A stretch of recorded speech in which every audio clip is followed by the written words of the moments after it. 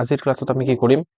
যেটো PYQ আছে সেই PYQ খিনি ডিসকাস কৰিম। ঠিক আছে, আমি প্ৰথমে APSC CC ৰ PYQ খিনি ডিসকাস কৰিম, তাৰ পিছত আমি কিছুমান আমাৰ ডিপাৰ্টমেন্টাল যিমানখিনি এক্সামিনেশন আছে ডিপাৰ্টমেন্টাল এক্সামিনেশনৰ PYQ খিনিও ডিসকাস কৰি লম। ওকে, সো প্ৰথম আমি কি কৰিম, PYQ খিনি প্ৰথমে আপোনাক সলভ কৰিবলৈ দিম। ঠিক আছে, তাৰ পিছত মই সলভ কৰিম আৰু তাৰ পিছত তাৰ লগত ৰিলেটেড যদি কিবা আমাৰ নতুনকৈ জানিবলগীয়া থাকে তেতিয়াহলে সেইখিনি কথাও আমি ডিসকাশন কৰিম। Okay, so this is the first PYQ। আপুনি এইটো PYQ সলভ কৰিব লাগে, এইটো APSC CC মানে আমি যেটো পৰীক্ষা দিম তাৰ 2020-23 আহিছে।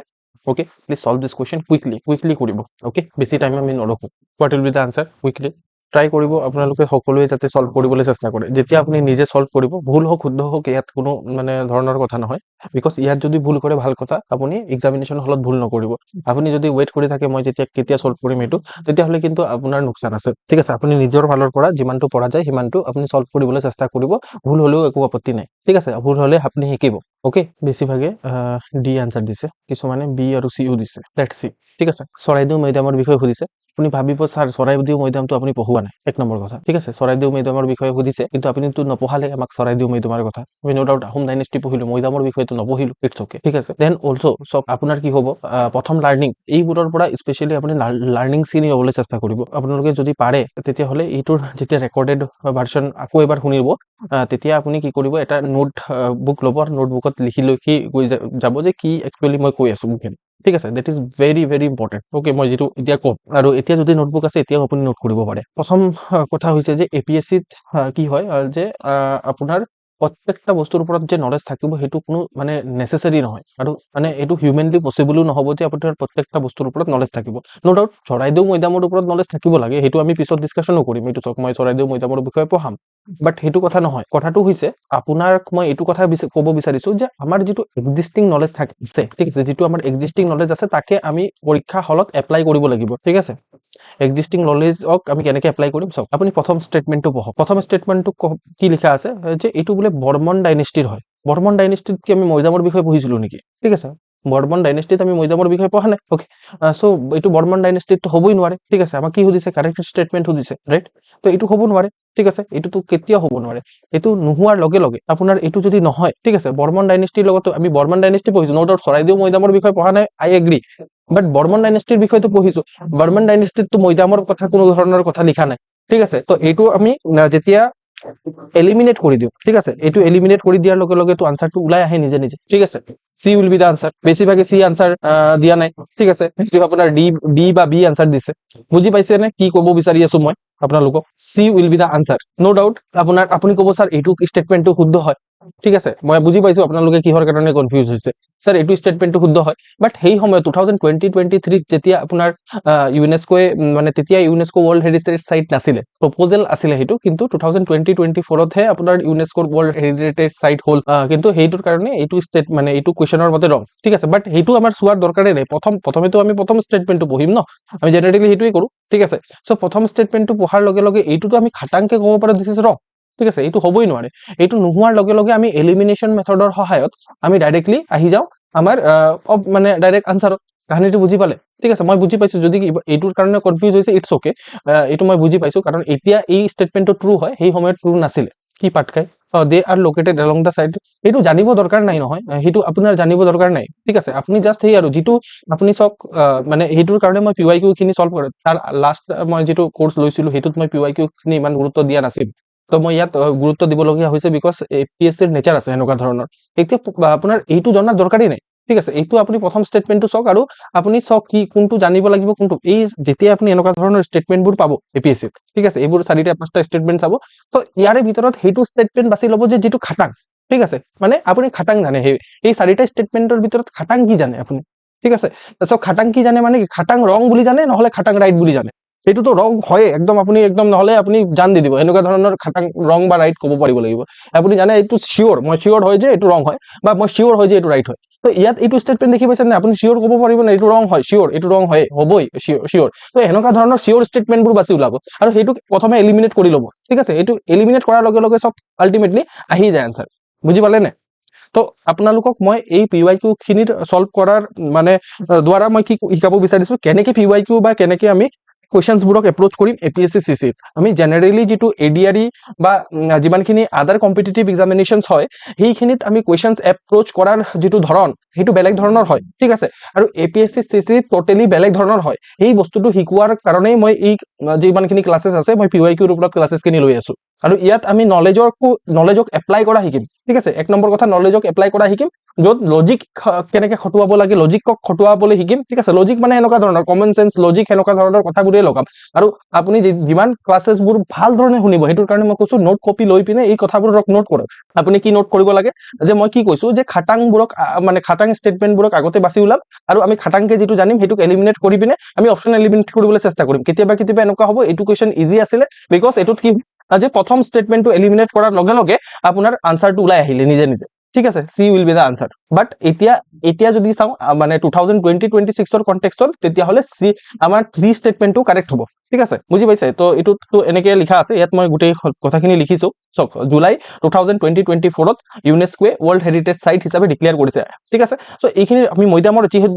যেহেতু সুধিছে এতিয়া চক মই আৰু এটা বস্তু শিকাব বিচাৰিম প্ৰত্যেকটা কুৱেশ্যন এটা কুৱেশ্যন APSC CC আৰু APSC ডিপাৰ্টমেণ্টেল এক্সামিনেশ্যন আৰু আপোনাৰ প্ৰত্যেকটা কুৱেশ্যনছ কৰোৱা আপোনালোকৰ কাৰণে সম্ভৱ নহ'ব ক্লাছত ঠিক আছে তো কুৱেশ্যন এটাক আমি কেনেকুৱা ধৰণে এনালাইসিস কৰিম ঠিক আছে আপোনাক মানে যিমানখিনি আমাৰ টপাৰ্স আছে সেই টপাৰ্সখিনি কি কোৱা শুনিব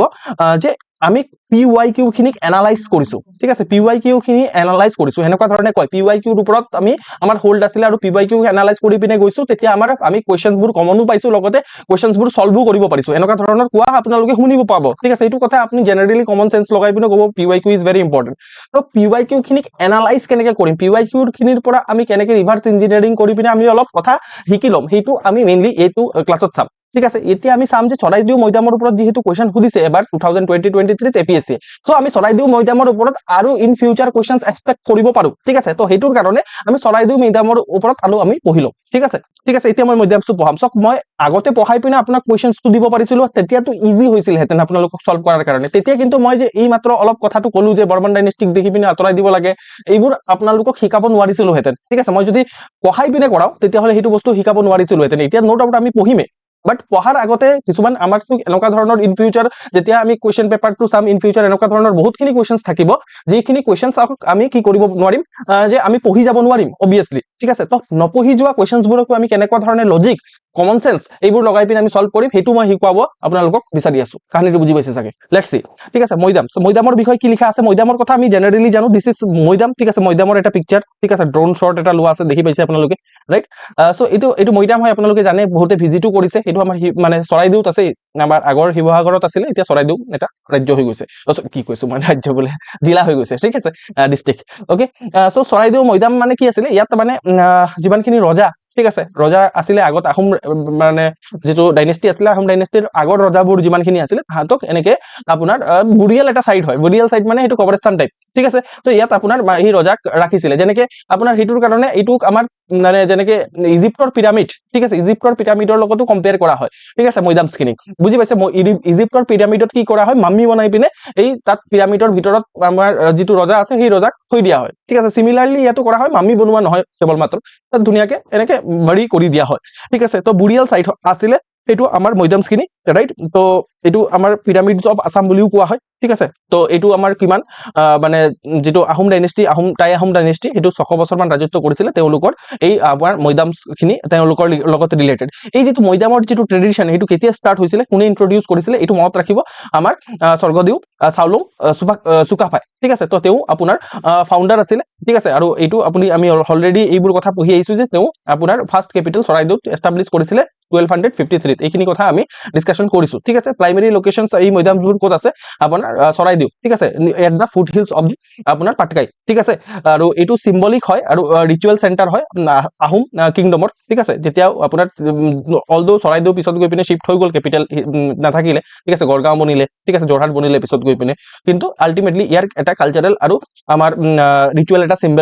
সিম্বল আছে ঠিক আছে আৰু আপোনাৰ এই যেটো বুৰিয়াল প্ৰেক্টিস আছিলে মৈদামৰ যেটো বুৰিয়াল প্ৰেক্টিস সেইটো পিছত গৈ গৈ পিনে পিছৰ ৰজাবোৰে ফলো নকৰিলে, ঠিক আছে। পিছত যেতিয়া ৰুদ্ৰসিংহ আহিলে আৰু তাৰ লেটাৰ ৰজাবোৰ আহিলে, তেতিয়া আপোনাৰ কি হ'ল যে এই বুৰিয়েল প্ৰেক্টিচটো ফলো কৰা নহ'ল। লাহে লাহে আমি গম পাইছিলো আহোম ডাইনেষ্টিত আপোনাৰ যিটো হিন্দু ৰিচুৱেলৰ মানে আপোনাৰ প্ৰকোপ যিটো আছে সেইটো বাঢ়ি গৈ আছিলে। তাৰপিছত লাহে লাহে কি হ'ল যে মৈদাম মানে কি কৰি নাছিলে, মানুহে এই হিন্দুত কি কৰা হয় মানে জ্বলাই দিয়া হয় বডিটোক, ঠিক আছে। তো জ্বলাই পিনে আপোনাৰ যিটো এছেছ আছে এই এছেছ খিনিক মৈদামত ৰখা হৈছিলে, সেনেকুৱা ধৰণৰ পিছত গৈ পিনে কৰা হৈছিলে। কিন্তু প্ৰথম কিন্তু এনেকুৱা ধৰণৰ জ্বলোৱাৰ কোনো কালচাৰ নাছিলে। আগতে আপোনাৰ এনেকুৱা ধৰণে মৈদামৰ ভিতৰতে সোমাই পিনে বডিটোক ৰখা হৈছিলে, ঠিক আছে। এইটো যদি আমি মৈদামৰ ষ্ট্ৰাকচাৰটো চাওঁ, ঠিক আছে, মৈদামৰ ষ্ট্ৰাকচাৰটো এনেকুৱা ধৰণৰ। এইটো আমাৰ যেতিয়া মেইনছ দিম নহয়, মেইনছ দিয়াৰ সময়ত এই মৈদামৰ ষ্ট্ৰাকচাৰটো আঁকিবলগীয়া হ'ব পাৰে, ঠিক আছে। তো সেইটো মেইনছৰ সময়ত আমি আঁকাটো প্ৰেক্টিচ কৰি ল'ম। বাট এতিয়া আপুনি জাষ্ট এনেই আমি প্ৰিলিমছৰ কাৰণে আমি চাব পাৰোঁ যে মৈদামটো কেনেকুৱা ধৰণে দেখিবলৈ। এইটোক আপোনাৰ চাওক, অলপ ওপৰে চাওক যে এইটো আপোনাৰ প্ৰথম কথা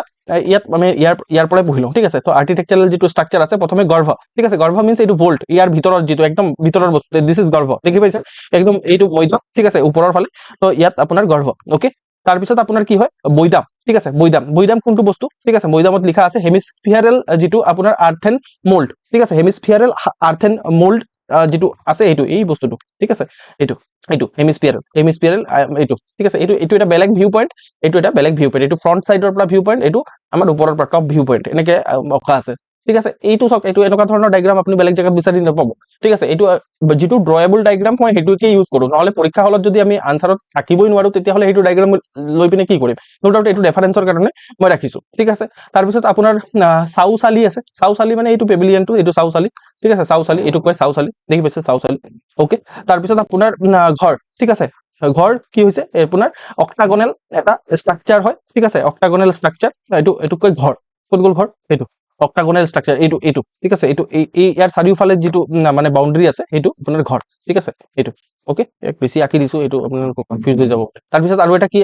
আছে, এইখিনি ইম্পৰ্টেণ্ট ষ্ট্ৰাকচাৰ হয়, এইখিনি মনত ৰাখিব। মে বি পৰীক্ষাত আমাৰ APSC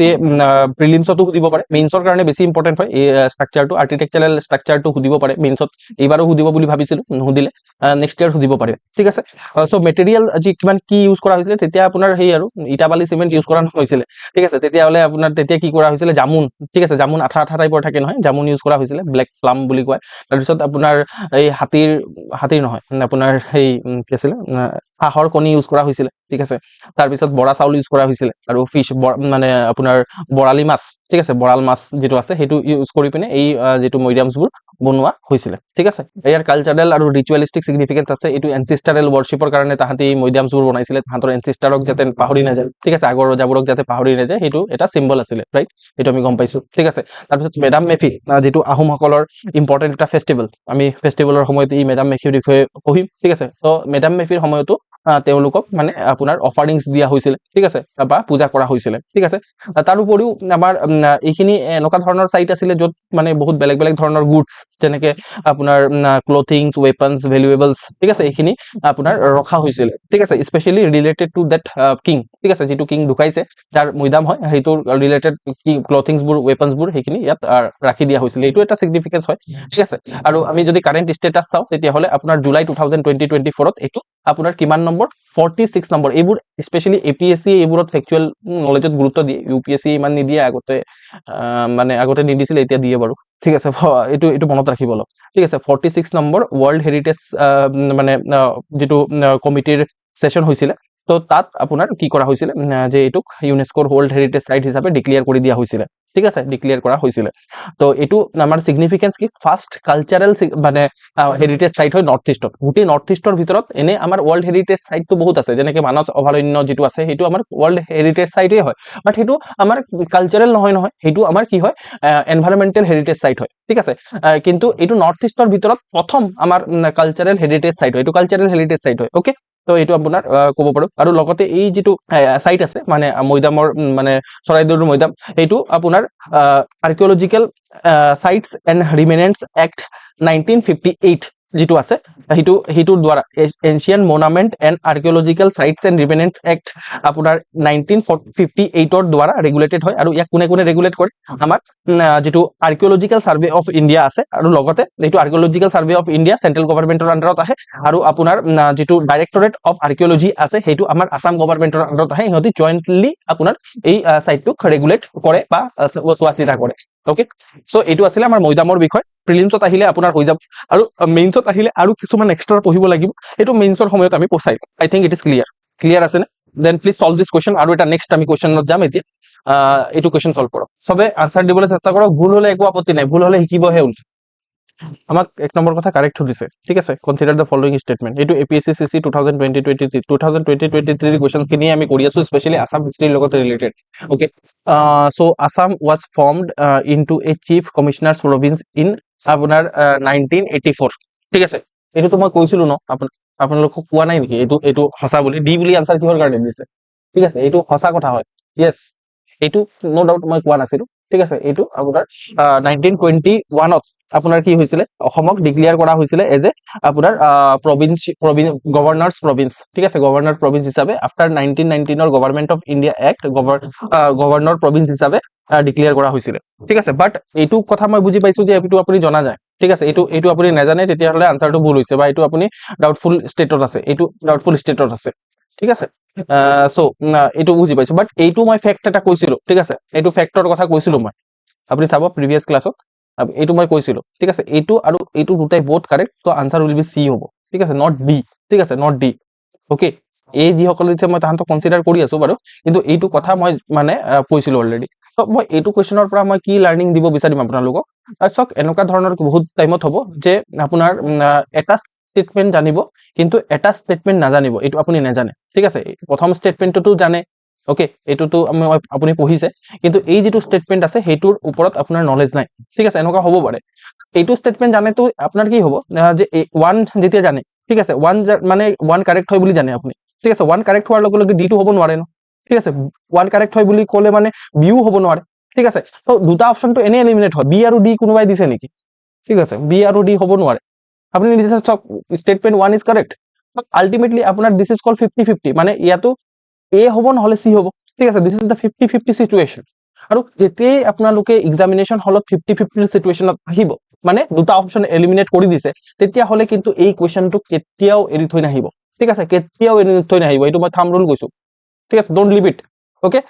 লাগিলে এইটো স্টেটমেন্ট জানক নাজানক এ আৰু সিৰ মাজত চকু বন্ধ কৰি আপুনি যিমানটো পাৰা যায় সিমানটো লজিক লগাবলৈ চেষ্টা কৰিব নলেজ এপ্লাই কৰিবলৈ চেষ্টা কৰিব বাট যদি একোৱে লজিক আৰু নলেজ খটা নাই তেতিয়াহ'লে চকু বন্ধ কৰি মই কৈছো ঠিক আছে মোৰ কথা বিশ্বাস ৰাখক চকু বন্ধ কৰি এ আৰু সিৰ মাজত কিবা এটা যিটো ভাল লাগে সেইটো মাৰি থৈ আহিব কিহৰ কাৰণে মই হেনেকুৱা ধৰণৰ কথা কৈছো মই যেতিয়া ওৰিয়েন্টেশন ক্লাছ কৰিছিলো তেতিয়াও এই কথাখাত কৈছিলো যে আমি যদি 50-50 মানে কোৱেশ্চনছ বোৰত কি হয় 50-50 কোৱেশ্চন মানে কি 50-50 চান্সেছ আছে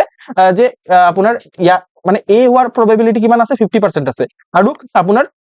সি হোৱাৰ probability কিমান আছে 50% আছে তো 50-50 চান্সেছ আছে ঠিক আছে সো আপোনাৰ মানে হ'ব পাৰে ঠিক আছে ডোন্ট মানে আৰু যদি এনেকুৱা ধৰণৰ আমি 50-50 চান্সেছৰ মানে ধৰি লওক 100টা কোৱেশ্চনৰ ভিতৰত আপোনাৰ 10টা কোৱেশ্চন আমি এনেকুৱা ধৰণৰ কৰিলো যত 50-50 চান্সেছ আছিল আৰু 50-50 চান্স মানে কি চান্স মানে probability আৰু এটা ম্যাথছত probability নামৰ চেপ্টাৰ থাকে তো তাত মানে সেই চেপ্টাৰৰ মতে মই কথাবোৰ পাতি আছো সাইন্টিফিক কথাই কৈ আছো মই কোনো টুক্কা মাৰাৰ কথা মানে আনসাইন্টিফিক কথা কোৱা নাই ঠিক আছে 10টা কোৱেশ্চন যদি আমি এনেকুৱা ধৰণৰ কৰি থৈ আহো তেতিয়াহলে সাইন্টিফিক্যালি আমি যদি ডিসকাস কৰো তেতিয়াহলে 5টা কোৱেশ্চন ৰাইট হ'ব আৰু 5টা কোৱেশ্চন ৰং হ'ব ইয়াত কিবা মই কি বিয়া কথা কৈছো নেকি নহয় আপোনাৰ ৰং হ'ব অবিয়াসলি ঠিক আছে সো 5টা কোৱেশ্চন যদি ৰাইট হয় আৰু 5টা কোৱেশ্চন ৰং হয় আৰু মই যদি ভাবিছো যে আপোনাৰ একদম ম্যাথছৰ নিয়মতকে আপোনাৰ লাগ বেয়া এনেকুৱা হ'ব পাৰে ঠিক আছে মই ধৰি লৈছো আপোনাৰ কিমান হৈছে যে 5টা নহয় আপোনাৰ 6টা কোৱেশ্চন মানে 6টা কোৱেশ্চন ৰং হৈ গৈছে আৰু আপোনাৰ তেতিয়াহলে 4টা কোৱেশ্চন আপোনাৰ ৰাইট হৈছে কেৱল মাত্ৰ ঠিক আছে দেন অলসো আপোনাৰ নেট পজিটিভ ৰিজাল্টে আহিব 4টা কোৱেশ্চন ৰাইট হোৱাৰ কাৰণে আপুনি 2 মাৰ্কস পাব ঠিক আছে আৰু হেনেকে আপোনাৰ 8 মাৰ্কস পাব ৰাইট আৰু 6টা কোৱেশ্চন যেহেতু ৰং হৈছে 0.5 কে কাটো খাব ঠিক আছে 0.5 কে কাট খালে ফৰ এক্সাম্পল ওকে তো 0.5 কে যদি আমি 6টা কোৱেশ্চনত কাট খাই কিমান টকা নহয় অবিয়াসলি মাৰ্কস যাব আমাৰ ওকে তো কিমান মাৰ্কস যাব আমাৰ 0.5 কে যদি কাট খাই ঠিক আছে 6 * 0.5 3 মার্কস যাব ঠিক আছে তো এইটো 3 মার্ক মাইনাস কৰি দিলো তেতিয়া হলেও আমাৰ 5 মাৰ্কটো পজিটিভ ৰিজাল্টতে থাকে ওয়াৰ্স্ট কেস সিনাৰিও আমি চাই আছো বুজি পাইছে ন এনেকুৱা ধৰণৰ হেতুৰ কাৰণে মই কৈছো সেকেন্ড থাৰ্ড লাৰ্নিং জিপটো লাৰ্নিং লিখাত আছে লিখক যে আপুনি 50-50 হলে মানে আপুনি কোৱেশ্চনটো এৰি থৈ নাহিব আপোনাৰ এৰি থৈ আহিলে আপুনি নিজৰ নুকসান নিজে কৰি আছে বিকজ মানে আপোনাৰ এইটো নিয়মে হয় ঠিক আছে সো কথাটো হৈছে যে both statements are correct okay তো প্ৰথম স্টেটমেন্টৰ কথাটো মই কৈছিলো আৰু সেকেন্ড স্টেটমেন্টৰ কথা মই এতিয়া কৈ আছো ইনফেক্ট মই পঢ়ামু ইয়াৰ ওপৰত যে এইটো আপোনাৰ কাৰেক্ট হ'ব okay so both the statements are correct তো ইয়াৰ আমি এতিয়া কি কৰিম যে ইয়াৰ ওপৰত এই যিটো মই এতিয়া পঢ়াম নহয় এইটোৰ ওপৰত বহুতখিনি কুৱেশ্যনছ আহা দেখিবলৈ পোৱা যায় বেলেগ বেলেগ জেগাত ঠিক আছে আৰু লগতে আপোনাৰ যিটো কনফিউজন আছে ৰিলেটেড টু দা মানে অসমৰ এডমিনিষ্ট্ৰেটিভ ৰিঅৰ্গেনাইজেশ্যন সেইটো আপোনাৰ ক্লিয়াৰ হৈ যাব ঠিক আছে ফেজ 1ত আমি কি চাম ফেজ 1ত চাম যে আপোনাৰ যেটো 1826 পৰা আৰম্ভ কৰি আপোনাৰ 1873 লৈকে ঠিক আছে 1826ক কেলে আমি লৈছো ঠিক আছে 1826ত সেইটো কাৰণে লৈছো বিকজ ইয়াত ট্ৰিটি অফ ইয়ান্দাবু সন্ধি মানে ট্ৰিটি অফ ইয়ান্দাবু সাইন হৈছিল ঠিক আছে ট্ৰিটি অফ ইয়ান্দাবু সাইন হোৱাৰ পিছত লাহে লাহে কি হ'ল যে ইষ্ট ইণ্ডিয়া কোম্পানী ইয়াত আহিলে ঠিক আছে ইষ্ট ইণ্ডিয়া কোম্পানী আহি পিনে লাহেকে আমাৰ প্ৰথম আমাৰ কি হ'ল যে লোৱাৰ আসামক এনেক্স কৰি ললে ঠিক আছে পিছত গৈ পিনে আমি দেখি পালো আমাৰ আপাৰ আসামকো এনেক্স কৰি ললে ঠিক আছে আপাৰ আসামক কেতিয়া আপোনাৰ এইটো টাইমত এনেক্স কৰিলে তো আপোনাৰ ৱাটাৰশেড যিমানখিনি ইয়াৰ আছে সেইখিনি ইয়াত লিখা আছে এই ইয়াৰখিনি আপোনালোকে মনত ৰাখিব লাগিব ঠিক আছে এই ৱাটাৰশেড মুভমেন্টছখিনিকে মই ইয়াত লিষ্ট ডাউন কৰিছো ঠিক আছে আপোনাৰ কি হৈছিল 1832 যেটো কছাৰী কিংডম আছে ঠিক আছে কছাৰী কিংডমক আপোনাৰ মানে এনেক্স কৰি লৈছিলে আমাৰ ইষ্ট ইণ্ডিয়া কোম্পানীয়ে ঠিক আছে ইষ্ট ইণ্ডিয়া কোম্পানীয়ে কছাৰী কিংডমক এনেক্স কৰি লৈছিলে আৰু আপোনাৰ আফটাৰ দা আপোনাৰ লাষ্ট ৰুলাৰ যেটো কছাৰী কিংডমৰ আছিল গোবিন্দ চন্দ্ৰ তাৰ পিছত আপোনাৰ গোবিন্দ চন্দ্ৰক টু ট্ৰিটি অফ ইয়ান্দাবুত আপোনাৰ মানে কোৱা হৈছিল যে আপুনি কছাৰী কিংডমৰ কাছাৰৰ ৰজা হৈ থাকিব গোবিন্দ চন্দ্ৰৰ এছাচিনেশন হৈ গৈছিল মানে মাৰি পেলোৱা হৈছিল তেওঁ কোনোবাই মাৰি পেলাইছিল তেওঁ আৰু তাৰ পিছত কিন্তু কছাৰী কিংডম আপোনাৰ 1832ত আমাৰ মানে অসমৰ পাৰ্ট বনি গৈছিল আৰু ইনফেক্ট মানে পিছত গৈ পিনে আমাৰ ইষ্ট ইণ্ডিয়া কোম্পানী এনেক্স কৰি লৈছিল 1833 তাৰ এক বছৰৰ পিছত আপোনাৰ কি হৈছিল আপাৰ আসাম ঠিক আছে যেটো আছে আমাৰ পুৰন্দৰ সিংহক দি দিয়া হৈছিল আমি ট্ৰিটি অফ গুৱাহাটী সাইন হৈছিল আমি জানো ঠিক আছে ট্ৰিটি অফ গুৱাহাটী সাইন হোৱাৰ পিছত আপোনাৰ পুৰন্দৰ সিংহক আপাৰ আসাম দিয়া হৈছিল কিন্তু পিছত গৈ পিনে ভাবিলে যে এইটো আমাৰ ভুল কাম হল ঠিক আছে তো এইটোৰ কাৰণে 1838ত পিছত কি হল পুৰন্দৰ সিংহৰ পৰা গুৱাহাটী কি গোটেই আপোনাৰ তেওঁ প্ৰথমে আপোনাৰ যোৰহাটৰ জমিনদাৰ বা জাগিৰদাৰ বনাই দিছিলে তেওঁ বেয়া পাইছিল এইবোৰ কথা ঠিক আছে তো আপোনাৰ 1838ত অফিচিয়ালি আপাৰ আসামৰ সাইডটো আপোনাৰ এনেক্স কৰি লোৱা হল আৰু গোটেই অসমক ওভাৰঅল যেটো অসম আছে এইটো আপোনাৰ বেংগল প্ৰেসিডেন্সিৰ লগত বেংগল যেটো প্ৰেসিডেন্সি আছে বা বেংগল যেটো প্ৰভিন্স আছে প্ৰেসিডেন্সি আৰু প্ৰভিন্স একে বস্তু আৰু প্ৰভিন্স মানে এতিয়া আমি বুজি পোৱাৰ কাৰণে আমি এনেকে ধৰি লব পাৰো ষ্টেট ঠিক আছে তো বেংগল ষ্টেটৰ লগত মিলাই দিয়া হল ঠিক আছে আৰু তাৰ পিছতে আপোনাৰ ল্যাঙ্গুৱেজ মুভমেন্টছ কিনি স্টাৰ্ট হল অৰুণোদয় আহিলে ঠিক আছে আনন্দৰাম ঢেকিয়াল লোকসকলে ইম্পৰ্টেন্ট ৰোল প্লে কৰিলে ৰাইট আৰু মানে এনেকে কি হল বেংগলীৰ ইন্ট্ৰোডাকশনো হল ঠিক আছে তো এনেকা ধৰণৰ বস্তুবোৰ হল ঠিক আছে তাৰে ভিতৰত আৰু এটা ইম্পৰ্টেন্ট ৱাটাৰশেড মুভমেন্ট আমি যদি চাও আপোনাৰ যেটো এই তিনিচুকীয়াৰ ফালে মটক কিংডম আছিল ঠিক আছে আৰু সদিয়া যেটো ৰিজন আছিল এইটুকু পুনৰ ইষ্ট ইণ্ডিয়া কোম্পানী এনেক্স কৰি পিনে অসমক ইনক্লুড কৰিলে অসমত ইনক্লুড কৰা মানে কি বেংগলৰ লগত ইনক্লুড কৰি ললে ঠিক আছে 1839ৰ কথা মই কৈ আছো ওকে সো এইটো আপোনাৰ ফাৰ্স্ট পেজৰ কথা আছিল ইমানখিনি ঘটনা ঘটিছিল ঠিক আছে সো আপোনাৰ ফাৰ্স্ট পেজত ঠিক আছে বেংগল প্ৰেসিডেন্সিৰ লগত মিলাই দিয়া হৈছিল তাৰ পিছত কি হৈছিল সেকেন্ড ফেজ যেটো আছিল আপোনাৰ আমি সেকেন্ড ফেজত মেইনলি এই টাইমলাইনটো কনসিডাৰ কৰিম 1874 ৰ পৰা 1947 লৈকে মানে দেশ স্বাধীন হোৱা লৈকে ঠিক আছে কি ইম্পৰ্টেন্ট ৱাটাৰশেড মুভমেন্টবোৰ ঘটনাবোৰ ঘটিছিল আপোনাৰ এইটো পৰীক্ষাত দিছিল ঠিক আছে এই কথাখাৰে পৰীক্ষাত দিছিল যে 1874ত আপোনাৰ চিফ কমিশনাৰ প্ৰভিন্সৰ ক্ৰিয়েচন কৰা হৈছিল ঠিক আছে অসমক কি কৰা হৈছিল বেংগল প্ৰেসিডেন্সিৰ পৰা সেপাৰেট কৰি দিয়া হৈছিল ঠিক আছে বেংগল প্ৰেসিডেন্সিৰ পৰা সেপাৰেট এটো কাৰণে কৰি দিয়া হৈছিল বিকজ বেংগল বহুত ডাঙৰ হৈ গৈছিল ঠিক আছে এডমিনিষ্ট্ৰেটিভ ৰিজনৰ কাৰণে এডমিনিষ্ট্ৰেটিভ বাৰ্ডেন ৰিডিউস কৰাৰ কাৰণে বেংগলৰ আন্ডাৰতে থাকিব বেংগল প্ৰেসিডেন্সিৰ পাৰ্টে হ'ব বাট এটা সেপাৰেট প্ৰভিন্স হ'ব ঠিক আছে সেপাৰেট প্ৰভিন্স নহয় মানে চিফ কমিশনাৰে হেতু ৰেগুলেট কৰিব ঠিক আছে আৰু চিফ কমিশনাৰছ প্ৰভিন্স বনাই দিয়া হৈছিল আৰু ইয়াৰ ক্যাপিটাল হিচাপে আমাৰ শিলংক ৰখা হৈছিল ঠিক আছে শিলংক ৰখা হৈছিল আৰু যেটো বেংগলী স্পিকিং কিছুমান ডিস্ট্ৰিক্টস আছিল যেনেকে আপোনাৰ এটো আছিল সিলাট আৰু কাছা ঠিক আছে সো এইটুকু এই প্ৰভিন্সত এটাচ কৰি দিয়া হৈছিল সেই সময়তে আমাৰ বৰাক ভেলী আমাৰ ইয়াৰ অসমৰ পাৰ্ট হৈ গৈছিল কথাটো বুজি পাইছে ইমানটো লৈকে আপোনালোকৰ ক্লিয়াৰ হৈ আছে চাগে ঠিক আছে সো ক্ৰনলজিটো বুজি পাইলো ঠিক আছে ক্ৰনলজি समझ लीजिए এনেকা ধৰণৰ আছে নহয় অমিত স্যাৰ তো এনেকা এই ক্ৰনলজিৰ পৰা বহুতখিনি কোৱেশ্চন জেনাৰেট হ'ব কিন্তু এইটো আকবাৰ পঢ়িব আপোনালোকে যেতিয়া সময় পাব বা আপোনাৰ ৰিভিজনটো কৰিবই তেতিয়া আপোনালোকে আকবাৰ পঢ়িব আৰু ভাল ধৰণে বুজি ল'ব এইটো ঠিক আছে আপোনাৰ 1905 বত কি হল আমি সকলোৱে জানো বেংগলৰ পাৰ্টিশন হল লৰ্ড কাৰ্জনে আপোনাৰ বেংগলক ডিভাইড কৰিলে আৰু অসমক কি কৰা হল অসমক ইষ্ট বেংগলৰ লগত ইনক্লুড কৰি দিয়া হল ঠিক আছে ইষ্ট বেংগলৰ লগত ইনক্লুড কৰি পিনে আপোনাৰ সেই সময়ত ক্যাপিটেল হিচাপে ঢাকাক ৰখা হল ঠিক আছে এতিয়া যেটো আমাৰ বাংলাদেশৰ ৰাজধানী ঠিক আছে আমাৰ ক্যাপিটেল হিচাপে শিলংক ৰখা হল ঠিক আছে সো এইটো হল কিন্তু এইটো আলটিমেটলি কোনো নামানিলে ঠিক আছে স্বদেশী মুভমেন্ট লঞ্চ কৰা হল আৰু 1912 ত এই বস্তুটো যেটো বেংগল পাৰ্টিশন আছিল হেতু উঠুৱাই লোৱা হল আৰু এগেইন ৰিটাৰ্ন গুচি গল যেটো 18 আপোনাৰ 74 ৰ ষ্টেটাছত অসম ঠিক আছে চিফ কমিশনাৰ প্ৰভিন্সে বনি গল পিছত 1921 কি হ'ল আপোনাৰ এই যিটো আছে আমাৰ যিটো প্ৰথমেতো আপোনাৰ চিফ কমিশনাৰ প্ৰভিন্স আছিলে এইটোক অলপ এলিভেট কৰা হ'ল গভৰ্ণৰ্ছৰ প্ৰভিন্স বনাই দিয়া হ'ল ঠিক আছে আপোনাৰ যিটো 1919 এটা ইম্পৰ্টেণ্ট এক্ট পাছ হৈছিলে সেইটো নাম আছিলে গভৰ্ণমেণ্ট অফ ইণ্ডিয়া এক্ট ঠিক আছে যাক আমি মন্টেগু চেমছফৰ্ড ৰিফৰ্ম বুলিও কোৱা হয় ঠিক আছে মন্টেগু চেমছফৰ্ড ৰিফৰ্মৰ আণ্ডাৰত আমাৰ কি কৰা হ'ল অসমক আপোনাৰ গভৰ্ণৰ্ছ প্ৰভিন্সৰ নাম দিয়া হ'ল মানে এতিয়া ফুল ফ্লেজেড এটা ষ্টেট বনিব ঠিক আছে এনেকুৱা ধৰণৰ কৰা হ'ল ঠিক আছে আৰু আপোনাৰ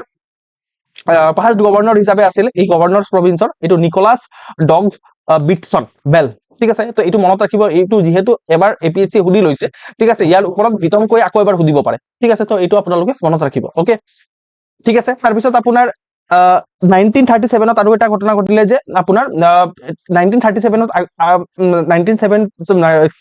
কি কৈ আছো মই 1937 আগত আহিছিলে 1935 গভৰ্ণমেণ্ট অফ ইণ্ডিয়া এক্ট ঠিক আছে তো গভৰ্ণমেণ্ট অফ ইণ্ডিয়া এক্টৰ আণ্ডাৰত আমাৰ প্ৰভিন্সিয়েল অটনমি যেটো আছে হেতু ইন্ট্ৰোডিউস কৰা হ'ল হেতুটো আমাৰ প্ৰভিন্সটো বনি গ'ল ঠিক আছে 1921 ত প্ৰভিন্স বনিলে প্ৰভিন্সিয়েল অটনমি দিয়াৰ কাৰণে আপোনাৰ ব্যৱস্থা কৰা হ'ল আৰু হেনেকে আমাৰ অসমত 1937 ত বাই ক্যামেৰাল লেজিসলেচাৰ আমাৰ আহিলে বাই ক্যামেৰাল লেজিসলেচাৰ এতিয়া নাই আমাৰ অসমত এতিয়া কেৱল মাত্ৰ আমাৰ লেজিসলেটিভ এছেম্বলিহে আছে কিন্তু সেই সময়ত 1937 ত কিন্তু আমাৰ অসমত দুটা আপোনাৰ বাই ক্যামেৰাল লেজিসলেচাৰ মানে লেজিসলেটিভ কাউন্সিলও আছিল আৰু লেজিসলেটিভ এছেম্বলিও আছিল কিন্তু এটো এটা ইম্পৰ্টেন্ট কথা মনত ৰাখিব ঠিক আছে তাৰ পিছত 1947 ত আপোনাৰ অবিয়াসলি পাৰ্টিশনো হ'ল আৰু লগতে আপোনাৰ ইন্ডিপেন্ডেন্সও হ'ল আৰু এই যেটো মন্টেগু আৰু চেমছফৰ্ড সৰি মন্টেগু কৈছো মই চেমছফৰ্ড নহয় এটো আপোনাৰ মাউণ্টবেটেন প্লেন তো মাউণ্টবেটেন প্লেনৰ আণ্ডাৰত আপোনাৰ সিলেটত ৰেফাৰেন্ডাম হ'ল সিলেট আমাৰ অসমৰ পৰা সেপাৰেট হৈ গ'ল এটো এতিয়াৰ বাংলাদেশত সোমাই গ'ল ঠিক আছে আৰু আমাৰ অসম ইন্ডিপেন্ডেন্ট ইণ্ডিয়াৰ লগত যোগ দিলে ঠিক আছে সো এটো আপোনাৰ আছিল ওকে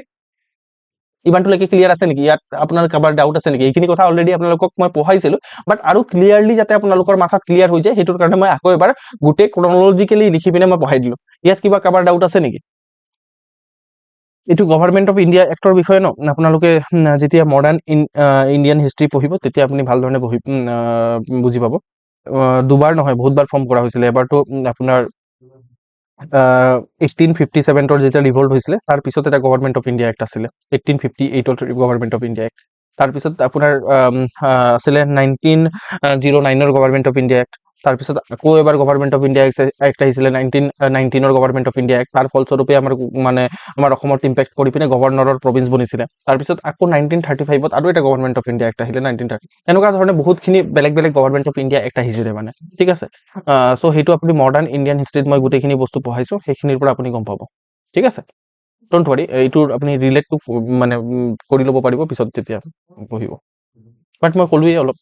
ওকে এতিয়া সব অলপ আমি ব্যাকগ্ৰাউণ্ড বুজি পাব লাগিব তেতিয়াহে আমি ফাদাৰ বুজি পাব পাৰিম ঠিক আছে পোষ্ট ইন্ডিপেন্ডেন্ট ইণ্ডিয়া ৰিঅৰ্গানাইজেশনটো তো আপোনাৰ 1950 কি হ'ল তো আমাৰ কনস্টিটিউশন এডপ্ট কৰা হ'ল তো কনস্টিটিউশনত টেম্পৰাৰিলি আমাৰ কি হ'ল যেটো এডমিনিষ্ট্ৰেশন আছে চলোৱাৰ কাৰণে আমাৰ যিমানখিনি ষ্টেটছ আছে সেই ষ্টেটছখিনিক চাৰিটা ভাগত ভাগ কৰা হ'ল ষ্টেটছ বা যিমানখিনি টেৰিটৰি আছে ইণ্ডিয়াৰ আণ্ডাৰত তো সেইখিনিক চাৰিটা গ্ৰুপত ভাগ কৰি দিয়া হ'ল ঠিক আছে সো চাৰিটা গ্ৰুপত কেনেকুৱা ধৰণে ভাগ কৰা হ'ল পাৰ্ট এ পাৰ্ট বি পাৰ্ট সি পাৰ্ট ডি এনেকে ভাগ কৰা হ'ল ঠিক আছে এইটো টেম্পৰাৰি মেজাৰ আছিলে 1956 ত এটুক এবলিশো কৰি দিয়া হ'ল এতিয়া এনেকুৱা ধৰণৰ কোনো ক্লাসিফিকেশনস নাই আমাৰ ষ্টেটছবোৰৰ বা আমাৰ টেৰিটৰিবোৰৰ জাস্ট টেম্পৰাৰিলি হেতু কৰা হৈছিলে যাতে ট্ৰানজিশনটো হ'ব পাৰে মানে ব্ৰিটিছৰ পৰা আমাৰ মানে যেটো ইণ্ডিয়ান গভৰ্ণমেণ্টক যেটো মানে হস্তান্তৰ হৈ আছিল তো সেই হস্তান্তৰটো যাতে স্মুথলি হ'ব পাৰে হেতুৰ কাৰণে টেম্পৰাৰিলি এইটো এৰেঞ্জমেন্ট কৰা হৈছিলে ঠিক আছে পাৰ্ট এ ষ্টেট বুলি সেইবোৰ ষ্টেটক কোৱা হৈছিলে যিবোৰ আগৰ যেটো ব্ৰিটিছৰ সময়ৰ গভৰ্ণৰৰ প্ৰভিন্স আছিল যেনেকৈ অসম এটা গভৰ্ণৰৰ প্ৰভিন্স আছিল আমি গম পাইছো ঠিক আছে 1921 ত গভৰ্ণৰৰ প্ৰভিন্স বনি গৈছিল অসম তো হেতু আৰু বেলেগ বেলেগ ধৰণৰ এনেকুৱা প্ৰভিন্স আছিল যেনেকৈ বম্বে মাদ্ৰাজ উত্তৰ প্ৰদেশ এনেকুৱা ধৰণৰ প্ৰভিন্স আছিল যত আপোনাৰ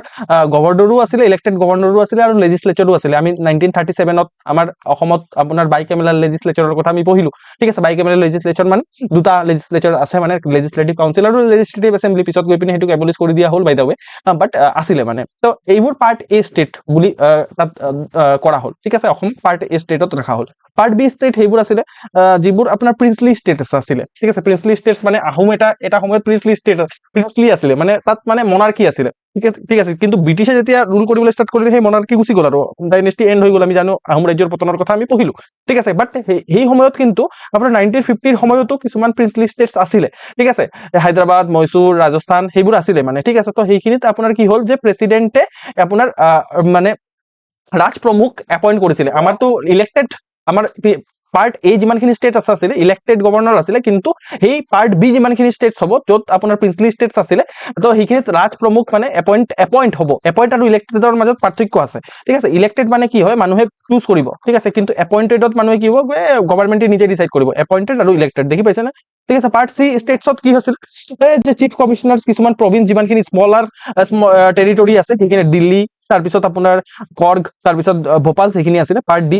কোনটো ষ্টেট ক'ত আছিলে ইমান আমাৰ কাৰণে ৰিলিভেণ্ট নহয়, বাট বুজি পোৱাৰ কাৰণে মই জাষ্ট কৈছো, ঠিক আছে। পাৰ্ট ডিত আপোনাৰ আন্দামান নিকোবৰ আইলেণ্ড আছিলে, ঠিক আছে, আৰু চেন্ট্ৰেল গভৰ্ণমেণ্টে এপইণ্টমেণ্ট কৰিছিলে ইউটি এতিয়া যিটো আমি কওঁ, ঠিক আছে। পিছত গৈ পিনে সেনেকে ইভল্ভ হ'ল ষ্টেট আৰু ইউটি, ঠিক আছে। এইটো টেম্পৰাৰী মেজাৰ আছিলে, সেইটোৰ কাৰণে ইমান জানা দৰকাৰ নাই, জাষ্ট এনেকুৱা ধৰণৰ ফ'ল্ড এটা ক্লাছিফিকেশ্যন আছিলে, বেক অফ দ্য মাইণ্ডত এটা ৰাখক আপুনি, ঠিক আছে, অ'কে। চ' এইটোক মই অলৰেডি কৈছো যে এইটো আপোনাৰ ষ্টেট যিটো ৰিঅৰ্গেনাইজেশ্যন এক্ট 1956 পাছ কৰি পিনে এইটো 7 কনষ্টিটিউচনেল এমেণ্ডমেণ্টো আছিল। 7 কনষ্টিটিউচনেল এমেণ্ডমেণ্ট আৰু ষ্টেট ৰিঅৰ্গেনাইজেশ্যন এক্ট 1956 পাছ কৰি পিনে এই টেম্পৰাৰী ক্লাছিফিকেশ্যন যিটো আছে সেইটো আপোনাৰ আঁতৰাই দিয়া হ'ল। কিন্তু 1950ৰ পৰা 1956 লৈকে এনেকুৱা ধৰণৰ ক্লাছিফিকেশ্যন এটা আছিলে, ঠিক আছে। এইটো কিহৰ কাৰণে কৈছো মই আপোনালোকক পিছৰ আমি বুজি পোৱাৰ কাৰণে লাগিব, ঠিক আছে। পিছত আমি যিহেতু কি পঢ়ি আছো, অসমৰ এডমিনিষ্ট্ৰেটিভ ৰিঅৰ্গেনাইজেশ্যন আমি পঢ়ি আছো, ঠিক আছে। অসমৰ যিহেতু এডমিনিষ্ট্ৰেটিভ ৰিঅৰ্গেনাইজেশ্যন পঢ়ি আছো, তাত এইটো কথা লিখা আছে চব আপোনাৰ। আমিতো 1947 লৈকে ৰিঅৰ্গেনাইজেশ্যনটো চালো, কেনেকুৱা ধৰণে আমাৰ অসম অৰ্গেনাইজ হৈ আছিলে, কেনেকে আহিলে, কোন কেতিয়া এনেক্সড হৈ গ'ল, ঠিক আছে, কি হ'ল সেইখিনি আমি পঢ়িলো, ঠিক আছে। চব 1948ত, ঠিক আছে, কি হ'ল 1947ৰ পৰা ইণ্ডিপেণ্ডেন্সৰ পৰা প্ৰেজেন্সলৈকে চাম হিষ্ট্ৰীত, ঠিক আছে। 1948ত কি হ'ল, নেফা ফৰ্ম হ'ল, নেফা, ঠিক আছে। নেফা মানে কি, নৰ্থ ইষ্ট ফ্ৰণ্টিয়াৰ এজেঞ্চি, এইবোৰ ইম্পৰ্টেণ্ট হয়, পৰীক্ষাত কুৱেশ্যন সুধিব, ঠিক আছে। নেফা ফৰ্ম হ'ল নৰ্থ ইষ্ট ফ্ৰণ্টিয়াৰ প্ৰভিন্স, ঠিক আছে। আৰু এইটো কনষ্টিটিউচনেলি অসমৰে পাৰ্ট আছিলে, ঠিক আছে, কিন্তু এতিয়া নেফা মানে কি, এতিয়া অৰুণাচল প্ৰদেশ যিটো আছে সেইটো নেফা বুলি কোৱা হৈছিলে, একদম মই চিম্পলি কৈছো আৰু, ঠিক আছে। এই নেফা যিটো আছে, সেই নৰ্থ ইষ্ট ফ্ৰণ্টিয়াৰ এজেঞ্চি, সেইটো অসমৰে পাৰ্ট থাকিব, কিন্তু ইয়াত বেলেগ বেলেগ ধৰণৰ কালচাৰেল মানে এলিমেণ্ট থকাৰ কাৰণে এইটো আমাৰ মানে গভৰ্ণৰৰ আণ্ডাৰত, অসমৰ গভৰ্ণৰৰ এজন এজেণ্টে এইটো চলাব। কথাটো বুজি পালে, কথাটো বুজি নাপালে চাগে। চব নেফা যিটো আছে, ঠিক আছে, নেফা অসমৰে পাৰ্ট হ'ব, এইটো অসমৰে পাৰ্ট নেফা, ঠিক আছে। বাট কথাটো কি যে এইডোখৰ পৰ্চনটো নেফা, ঠিক আছে, এইটো অসমৰে পাৰ্ট কনষ্টিটিউচনেলি, বাট এই যিটো এই পাৰ্টটো আছে সেইটো ৰেগুলেট কৰাৰ কাৰণে মানে আমাৰ ষ্টেট লেজিসলেচাৰে ৰেগুলেট নকৰে, ইয়াত গভৰ্ণৰে, ঠিক আছে, অসমৰ যিজন গভৰ্ণৰ থাকিব তেওঁৰ এজন এজেণ্ট থাকিব ইয়াত, এই এজেণ্টে এই জায়গাটোক এডমিনিষ্টাৰ কৰিব, বুজি পালে, অ'কে। তো 1950টো আমাৰ কি হ'ল, কনষ্টিটিউচন এডপ্ট হোৱাৰ লগে লগে অসমো আমাৰ পাৰ্ট এ ষ্টেটত আহি গ'ল। পাৰ্ট এ ষ্টেট কি হয় আপোনালোকে বুজি পালে অলৰেডি, সেইটো কোৱাৰ কাৰণে মই সেই বেকগ্ৰাউণ্ডটো ক'লো, ঠিক আছে। তাৰপিছত কি হ'ল, 1963ত প্ৰথম এইটো ক্ৰনলজি মনত ৰাখিব, নাগালেণ্ড প্ৰথম কি হ'ল, নাগালেণ্ড ফৰ্ম হ'ল, অসমৰ পৰা ছেপাৰেট হৈ পিনে। সেই সময়ত নাগালেণ্ড, মিজোৰাম সেইবোৰ আমাৰ অসমৰে পাৰ্ট আছিলে, ঠিক আছে, ইনফেক্ট অৰুণাচল প্ৰদেশো, ঠিক আছে। 1963ত মনত ৰাখিব ডেট, 1963ত আপোনাৰ এই নাগা যিমানখিনি হিলছ আছে সেইখিনি অসমৰ পৰা ছেপাৰেট হ'ল, আৰু ছেপাৰেট হৈ পিনে আপোনাৰ নাগালেণ্ড ফৰ্ম হ'ল, separate state of Nagaland form হ'ল, ঠিক আছে। এইটো আৰু ভাৰতবৰ্ষৰ 16th নাম্বাৰ ষ্টেট বনিলে, ভেৰি ইম্পৰ্টেণ্ট, বহুত বেছি ইম্পৰ্টেণ্ট হয়, ঠিক আছে। 16 নাম্বাৰ ষ্টেট বনিলে, অ'কে। তাৰপিছত চব আপোনাৰ 1972ত কি হ'ল, আকৌ মেজৰ কিছুমান ৰিঅৰ্গেনাইজেশ্যন হ'ল, ঠিক আছে। মেজৰ ৰিঅৰ্গেনাইজেশ্যন কৰাৰ কাৰণে এটা এক্টটো পাছ কৰা হ'ল, ঠিক আছে। এই এক্টটো আপোনাৰ north east area reorganisation act of 1971, ঠিক আছে। চ' এইটোক এক্টক পাছ কৰি দিয়া হ'ল, ঠিক আছে। এইটো এক্ট পাছ কৰাৰ লগে লগে অসমৰ পৰা আকৌ ছেপাৰেট হ'ল মেঘালয়া, ঠিক আছে। এতিয়াৰ যিটো মেঘালয় অসমৰে পাৰ্ট আছিল, ঠিক আছে। আৰু এই মেঘালয়া ছেপাৰেট হৈ পিনে মেঘালয় এটা ফুল ফ্লেজেড ষ্টেট বনিলে। মিজোৰাম ছেপাৰেট হৈ গ'ল, মিজো হিলছ, ঠিক আছে। মিজোৰাম ছেপাৰেট হৈ পিনে প্ৰথমে ইউনিয়ন টেৰিটৰী বনিলে, তাৰপিছত গৈ পিনে মিজোৰাম আপোনাৰ বনিলে ষ্টেট, ঠিক আছে। পিছত ষ্টেট বনিলে, প্ৰথমে ইউনিয়ন টেৰিটৰী বনিলে, বুজি পালে। তাৰপিছত আপোনাৰ অৰুণাচল প্ৰদেশ যিটো আছে সেইটো প্ৰথমে আপোনাৰ নেফাৰ পৰা নেফাই যিটো আছিলে অৰুণাচল প্ৰদেশৰ নাম ল'লে, প্ৰথমে ইউনিয়ন টেৰিটৰী বনিলে, তাৰপিছত ষ্টেট বনিলে। এইবোৰ পৰীক্ষাত কেতিয়াবা সুধিব, ইয়াত ষ্টেট ডাইৰেক্টলি ফুল ফ্লেজেড ষ্টেট বনি গ'ল বুলি লিখি দিব পাৰে আপোনাক কনফিউজ কৰাৰ কাৰণে, ঠিক আছে। তো সেইটোৰ কাৰণে মনত ৰাখিব, অৰুণাচল প্ৰদেশ আৰু মিজোৰাম, ঠিক আছে, ফুল ফ্লেজেড ষ্টেট বনা নাছিলে প্ৰথম ইউনিয়ন টেৰিটৰী বনিছিলে, পিছত গৈ পিনেহে ফুল ফ্লেজেড এটা ষ্টেট বনিছিলে, ঠিক আছে। কিন্তু অন দা আদাৰ হেণ্ড মেঘালয়ৰ কথা যদি চাওঁ তেতিয়াহ'লে মেঘালয়া ফুল ফ্লেজেড ষ্টেট বনিছিলে প্ৰথম 1970 1970 কি হৈছিলে অটোনমাস ষ্টেট আছিলে অসমৰ আণ্ডাৰতে উইদিন আছাম পিছত গৈ পিনে 1972 এই ৰিঅৰ্গানাইজেশ্যনত মেজৰ ৰিঅৰ্গানাইজেশ্যনত আপোনাৰ কি হৈ গ'ল মেঘালয়া আপোনাৰ সেপাৰেট হৈ গ'ল ঠিক আছে এইখিনি ক্ৰনলজি মেবি পৰীক্ষাত এনেকুৱা ধৰণৰ ক্ৰনলজিও সুধিব পাৰে যে কোনটো মানে এৰেঞ্জ কৰিব দিব পাৰে যে কোনটো ষ্টেট কেতিয়া আপোনাৰ সেপাৰেট হ'ল নাগালেণ্ড ফাৰ্ষ্টত হ'ল নে মিজোৰাম সেপাৰেট আগত হ'ল এইবোৰ সুধিব পাৰে প্ৰথমে নাগালেণ্ড হ'ল তাৰপিছত আপোনাৰ মেঘালয়া হ'ল তাৰপিছত মিজোৰাম হ'ল তাৰপিছত অৰুণাচল প্ৰদেশ হ'ল ঠিক আছে ওকে তো মেঘালয় যেতিয়া সেপাৰেট হৈ গ'ল তো মেঘালয়ৰ আগতে কি হৈছিলে মেঘালয় সেপাৰেট হোৱাৰ আগতে আপোনাৰ কি কথাটো হৈছিলে যে মেঘালয়ৰ যিটো ৰাজধানী এতিয়া শ্বিলঙে আমাৰো ৰাজধানী আছিলে যিহেতু মেঘালয় সেপাৰেট হৈ গ'ল তো শ্বিলং আপোনাৰ মেঘালয়ৰ ওচৰত গুচি গ'ল আৰু আমি দিছপুৰত আহি গ'লো ঠিক আছে তো আমাৰ যিটো ৰাজধানী আছে সেইটো শিফ্ট হৈ গ'ল দিছপুৰত আহি গ'ল সেইটো মই সুধিছিলো আপোনালোকক 1972 আপোনাৰ এই বস্তুটো হৈছিলে মই ক্লিয়াৰলি এতিয়া আপোনালোকক কৈছো এতিয়া কোনো ধৰণৰ কনফিউজন ক্ৰিয়েট হ'ব নালাগে কিন্তু ইয়াৰ ওপৰত যিকোনো ধৰণৰ কুৱেশ্যনছ আহিলে আহিব পাৰে 50টা মান কুৱেশ্যন সুধিছে অলৰেডি এনেকুৱা ধৰণৰ কুৱেশ্যনছ আৰু সুধিব পাৰে এইটো আপোনালোকে প্লিজ আপোনালোকে সলভ কৰিব ঠিক আছে তো আপোনাৰ পিছত গৈ পিনে কি হ'ল আপোনাৰ এই যিটো 1987ত বহুত পিছত ঠিক আছে 1987ত যিটো মিজোৰাম ঠিক আছে মিজোৰাম আৰু অৰুণাচল প্ৰদেশ যিটো আছে এই মিজোৰাম আৰু অৰুণাচল প্ৰদেশক আপোনাৰ ফুল ষ্টেটহুড দিয়া হ'ল পিছত গৈ পিনে দিয়া হ'ল বুজি পালে আই হোপ ইট ইজ ক্লিয়াৰ এইটো কথা বুজি পোৱা বহুত ইম্পৰ্টেন্ট হয় মই কৈছো এইটো ইম্পৰ্টেন্ট হয় ঠিক আছে ইয়াৰ পৰা বহুতখিনি কুৱেশ্যন সোধে কিন্তু ক্লিয়াৰলি মনত ৰাখিব এইবোৰ নাও সলভ দিছ কুৱেশ্যন এইটো কুৱেশ্যন সলভ কৰক লেটছ ডিসকাস তো আপোনালোকে চাগে ভাবি আছে স্যাৰ এইবোৰতো পঢ়ুৱাই নাই আপুনি নপঢ়াকে কেনেকৈ সুধিছে আমাক ঠিক আছে পৰীক্ষাটো এনেকৈ সুধিব ওকে আপুনি ক'ব নোৱাৰে যে আমাৰ কোচিঙে পঢ়োৱা নাই কি নাই এইবোৰ ক'ব নোৱাৰে ঠিক আছে আপুনি নাজানে এইবোৰতো আউট অফ সিলেবাস আছিলে এইবোৰ ক'ব নোৱাৰে মানে ইয়াত ঠিক আছে এইটো আপোনাৰ স্কুল কলেজ নহয় তো জিতি আহি যাব পাৰে সেইটোৰ কাৰণে মই ট্ৰেইন কৰাই আছো আপোনাক সব ভীমবৰ দেউৰীৰ ওপৰত সুধিছে ঠিক আছে এতিয়া ফৰ এক্সাম্পল মই আপোনালোকৰ গতে মানে চাম বা মই এই 2023 যদি পৰীক্ষা দিবলৈ বহিছিলোহেঁতেন মই কেনেকৈ ভাবিছিলোহেঁতেন ঠিক আছে সো আপোনাৰ ভীমবৰ দেউৰী ঠিক আছে মই নাজানো কোন হয় ভীমবৰ দেউৰী ঠিক আছে এক নম্বৰ কথা জানিলেতো ভাল কথা জানিবও লাগে তেওঁৰ বিষয়ে বাট মই ধৰি লৈছো আপুনি নাজানে দেন অলছো আমি লজিক লগাবলৈ চেষ্টা কৰিম এতিয়া ভীমবৰ দেউৰী মানুহটো শুনি পিনে লাগিছে ট্ৰাইবেল মানুহ হয় ঠিক আছে দেউৰী কি হয় ট্ৰাইবেল ইমানটোতো জানে অসমত থাকে যেতিয়া ট্ৰাইবেল মানুহ ওকে ট্ৰাইবেল দেউৰী মানুহটো ট্ৰাইবেল মানুহ লাগি আছে ঠিক আছে ভেহেমেন্টলি অলপ কথাটো অলপ এনেকুৱা লাগিছে then also some vehemently oppose Muslim league conspiracy to include Assam in grouping plan with Bengal Bhimbor Deori most probably কোন আছিল প্ৰমিনেন্ট লিডাৰ আছিলে বুলি কৈছিলে ট্ৰাইবেল লীগৰ এইটোতো আমি গম পাই গলো ইয়াতে লিখা আছে ট্ৰাইবেল লীগৰ প্ৰমিনেন্ট লিডাৰ আছিলে এইটোতো ইয়াতে কোৱা আছে চক মই লজিকটো কেনেকে লগাই আছো মই ভাবি কেনেকে আছো প্যাটাৰ্ন কেনেকে মোৰ থিংকিং প্যাটাৰ্ন কি হয় সেইটো ভাবিব ঠিক আছে মই এনেকে পঢ়ি আছো আৰু ভাবি আছো কথাটো ঠিক আছে আচ্ছা ট্ৰাইবেল লীগৰ তেওঁ লিডাৰ আছিলে তো আপুনি নিজে ভাবকচোন তো তেওঁ যিমানখিনি ট্ৰাইবেলছ আছে এতিয়াও ইনফেক্ট ঠিক আছে তেওঁতো ট্ৰাইবেল লীগৰ লিডাৰ আছিলে যিমানখিনি ট্ৰাইবেল আছে তো তাহাঁতি নিজৰ যিটো ইণ্ডিভিজুৱেল আইডেন্টিটি আছে সেই ইণ্ডিভিজুৱেল আইডেন্টিটি বচাই ৰখাৰ কাৰণে বহুত প্ৰচেষ্টা কৰে তো অবভিয়াছলি মুছলিম লীগে যিটো ট্ৰাই কৰি আছিলে অসমক বেংগলৰ লগত ইনক্লুড কৰি দিয়া ইষ্ট বেংগলৰ লগত স্পেচিয়েলি ইনক্লুড কৰি দিয়া এইটো অপ'জ কৰিব নে নাই আপুনি নিজে ভাবক কৰিব নে নাই মোক কওক আপুনি ধৰি লওক মই কোনো নাজানে এইবোৰ সব এৰি দিয়ক ঠিক আছে আপুনি জাষ্ট এইটো কওক যে এজন ট্ৰাইবেল লিডাৰ সেই সময়ৰ ফ্ৰীডম ফাইটাৰ ঠিক আছে তো তেওঁ আপোনাৰ মুছলিম লীগে কি বিচাৰি আছিলে যে অসম যিটো আছে সেইটো আমাৰ বেংগলৰ লগত গ্ৰুপ হৈ যাব লাগে সেইটো এই মানুহজনে নেচাৰেলি ভাবক আপুনি বিৰোধ কৰিব নে নাই yes or no what you say quickly জলদি কৰক কৰিব ঠিক আছে এইটো লজিকেলি ফিল কৰিছে তো ইয়েস তো এইটো স্টেটমেন্টক আমি কাৰেক্ট মানিম ৰাইট তো ভেহেমেন্টলি অপোজ কৰিছিলে ওকে এইটো স্টেটমেন্ট কাৰেক্ট হৈ যোৱাৰ লগে লগে এইটো স্টেটমেন্ট কাৰেক্ট হৈ যোৱাৰ লগে লগে বিটো হ'ব নোৱাৰে ঠিক আছে কোনোবাই বি দিছে নেকি তাৰ পিছত এইটো স্টেটমেন্ট যদি কাৰেক্ট হৈ যায় ডিউ হ'ব নোৱাৰে কাৰেক্ট স্টেটমেন্ট বুজিছে বি আৰু ডি টো হ'বই নোৱাৰে গ'ল এইকেইটা ওকে এতিয়া চাওক সেকেন্ড স্টেটমেন্ট তেতিয়া 50-50 আহি গ'ল এতিয়া তো চকু বন্ধ কৰি হলো মাৰিবই লাগিব ঠিক আছে তো সেইটো কাৰণে দেন অলসো আমি চকু বন্ধ কৰি মৰাৰ আগতে অলপ লজিক লগাবলৈ চেষ্টা কৰিম So, Bhimber Deori supported a proposal for separate electorate for the tribal people for strengthening the rights of indigenous community. আমি জানো ভীমবৰ দেউৰীৰ কথা নাজানো বাট আমি ভীমৰাও আম্বেদকাৰৰ কথা জানো আম্বেদকাৰেও এটা সময়লৈকে ঠিক আছে যদি অলপ হিষ্ট্ৰী পঢ়িছে বা অলপ আপোনাৰ মডাৰ্ণ হিষ্ট্ৰীৰ কথা জানে নাজানিলেও জানি যাব ডোন্ট ওয়াৰি যোনে অলপো নাজানিলেও জানি যাব আপোনাক মই মানে মডাৰ্ণ হিষ্ট্ৰী পঢ়াইছো মডাৰ্ণ হিষ্ট্ৰীৰ কথা মানে ক্লাছেছ সময় আহিলে দিম ঠিক আছে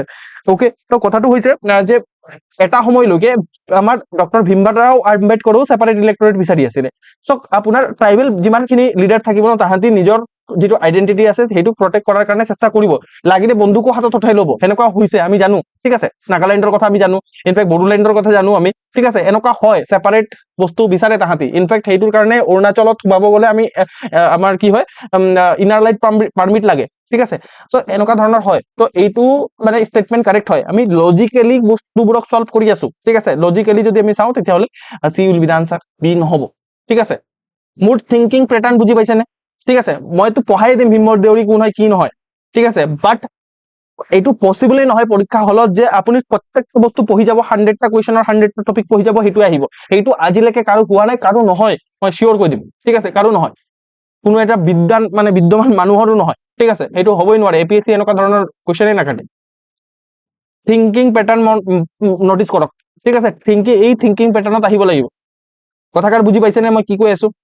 আৰু মই বহুতখিনি কুৱেশ্যনছ কৰাই দিম পৰীক্ষা অহাৰ আগে আগে, ইমান কুৱেশ্যনছ কৰাম নহয় আপোনালোকক। এই থিংকিং পেটাৰ্ণটো আপোনাৰ একদম মানে DNA থমাই দিম, ডোন্ট ৱাৰি। বাট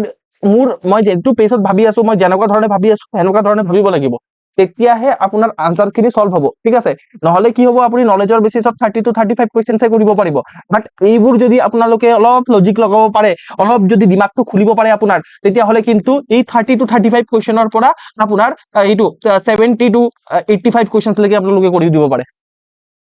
আপুনি ভাবিব মজাক কৰি আছে ছাৰ আপুনি, ঠিক আছে। বাট এইটোৱেই সঁচা, ইমানটো কৰিব লাগিব আপোনালোকৰ। 80 to 85 কুৱেশ্যন যদি আপুনি এটেম্প কৰি থৈ অহা নাই ন, you are out of the race, সঁচা কথা ক'ব গ'লে মই। অ'কে, কাৰণ এনেকুৱা একুৰেচি থাকিবই নোৱাৰে যে যিটো কুৱেশ্যন কৰিছে 50টা কুৱেশ্যন কৰিছে, 50টা কুৱেশ্যন ৰাইট 100 ডাইৰেক্ট, আৰু বাকী কোনো কথাই নাই, এনেকুৱা হ'ব নোৱাৰে। একুৰেচিৰ ওপৰত কথা আছে। কেতিয়াবা আমি নট দেখি নাপাওঁ, কিবা হয়, মোৰ নিজৰে হৈ যায়। So both the statements are correct, ঠিক আছে। so both the statements are correct, মানে এইটো ভীমৰ দেউৰীয়ে কি কৰিছিলে, অপোজ কৰিছিলে। অ'কে,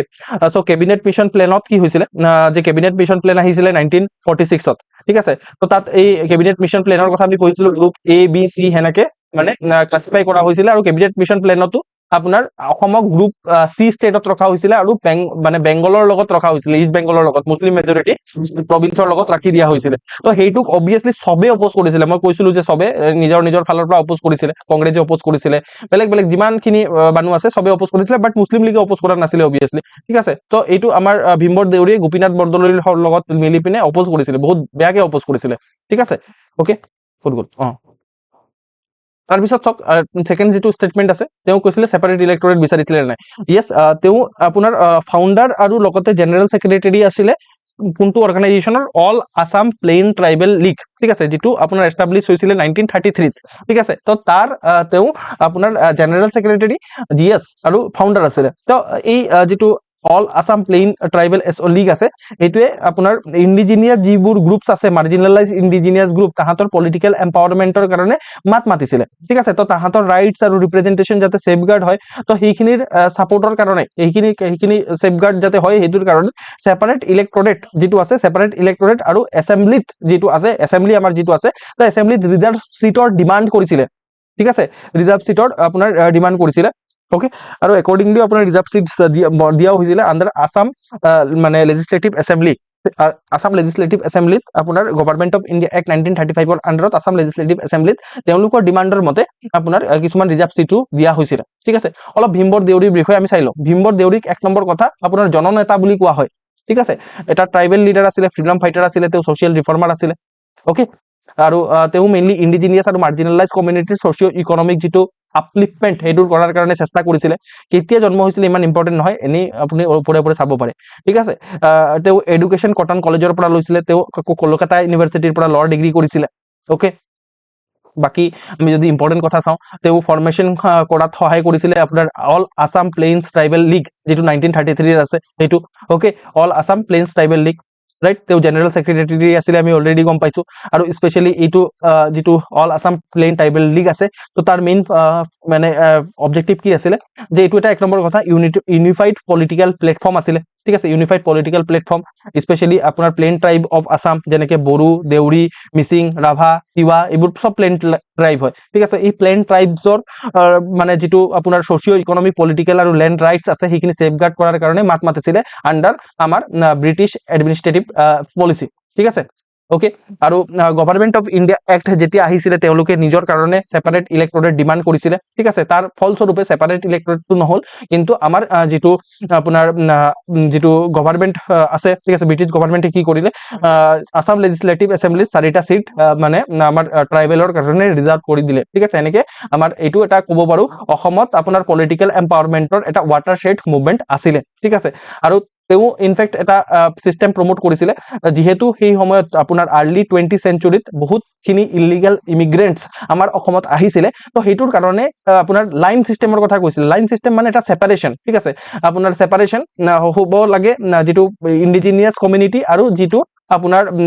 মানে ইমিগ্ৰেণ্টছ আছে ইমিগ্ৰেণ্টছৰ মাজত এটা ছেপাৰেশ্যন হ'ব লাগে ট্ৰাইবেল লেণ্ডৰ প্ৰতি ঠিক আছে যিহেতু ট্ৰাইবেল লেণ্ডছখিনি এনক্ৰ'চ কৰি গৈ আছিলে সেই সময়ৰ ইমিগ্ৰেণ্টছখিনিয়ে তো সেইটোৰ কাৰণে এটা লাইন চিষ্টেমৰ কথা প্ৰমোট বা প্ৰপ'জ কৰিছিলে ঠিক আছে লাইন চিষ্টেমৰ লগত মানে কোন ৰিলেটেড হৈ আছে এনেকে পৰীক্ষাত কুৱেশ্যন সুধিব পাৰে ওকে তো সেইটোৰ কাৰণে লাইন চিষ্টেম মনত ৰাখিব আমাৰ জননেতা ভীমবৰ দেউৰীৰ লগত ৰিলেটেড ঠিক আছে তাৰপিছত আমাৰ যেতিয়া দেশ স্বাধীন হ'ল তেতিয়া কেবিনেট মিনিষ্টাৰ আছিলে তেওঁ ঠিক আছে সো কেবিনেট মিনিষ্টাৰ আছিলে বৰদলৈ যিটো গোপীনাথ বৰদলৈৰ গভৰ্ণমেণ্টত ওকে তাৰপিছত আপোনাৰ ইনফেক্ট অপিয়াম এডিকশ্যনৰ যিটো চলি আছিলে কথা সেইখিনিৰ এগেইনষ্টত কেম্পেইন চলাইছিলে তো এইখিনি তেওঁ এটা ছ'চিয়েল ৰিফৰ্মাৰো আছিলে ওকে চ' এইখিনি কথা আপোনালোকে মনত ৰাখিব জননেতা ভীমবৰ দেউৰীৰ ওপৰত যিহেতু এবাৰ পৰীক্ষাত কুৱেশ্যন সুধিছে আকৌ এবাৰ সুধিব পাৰে আৰ ইউ অবজাৰ্ভিং মানে মই কেনেকুৱা ধৰণে কুৱেশ্যনছবোৰক এনালাইজ কৰিছোঁ ঠিক আছে এক নম্বৰ কথা কুৱেশ্যনছখিনিক মই সলভ কৰিবলৈ চেষ্টা কৰিছোঁ নিজে ঠিক আছে লজিক চজিক লগাই পিনে যি কৰি পিনে সলভ কৰাবলৈ চেষ্টা কৰিছোঁ তাৰপিছত আমি যিটো কুৱেশ্যনৰ টপিকটো সুধিছে নট ডেট কুৱেশ্যন ঠিক আছে যিটো টপিক সুধিছে এইটো ভীমবৰ দেউৰীৰ ওপৰত দিছ ইজ দ্য টপিক এই এই কুৱেশ্যনটো ৰিপিট নহ'লেও কুৱেশ্যনটো ৰিপিট হ'লেতো ভাল কথা কেতিয়াবা ৰিপিটো হয়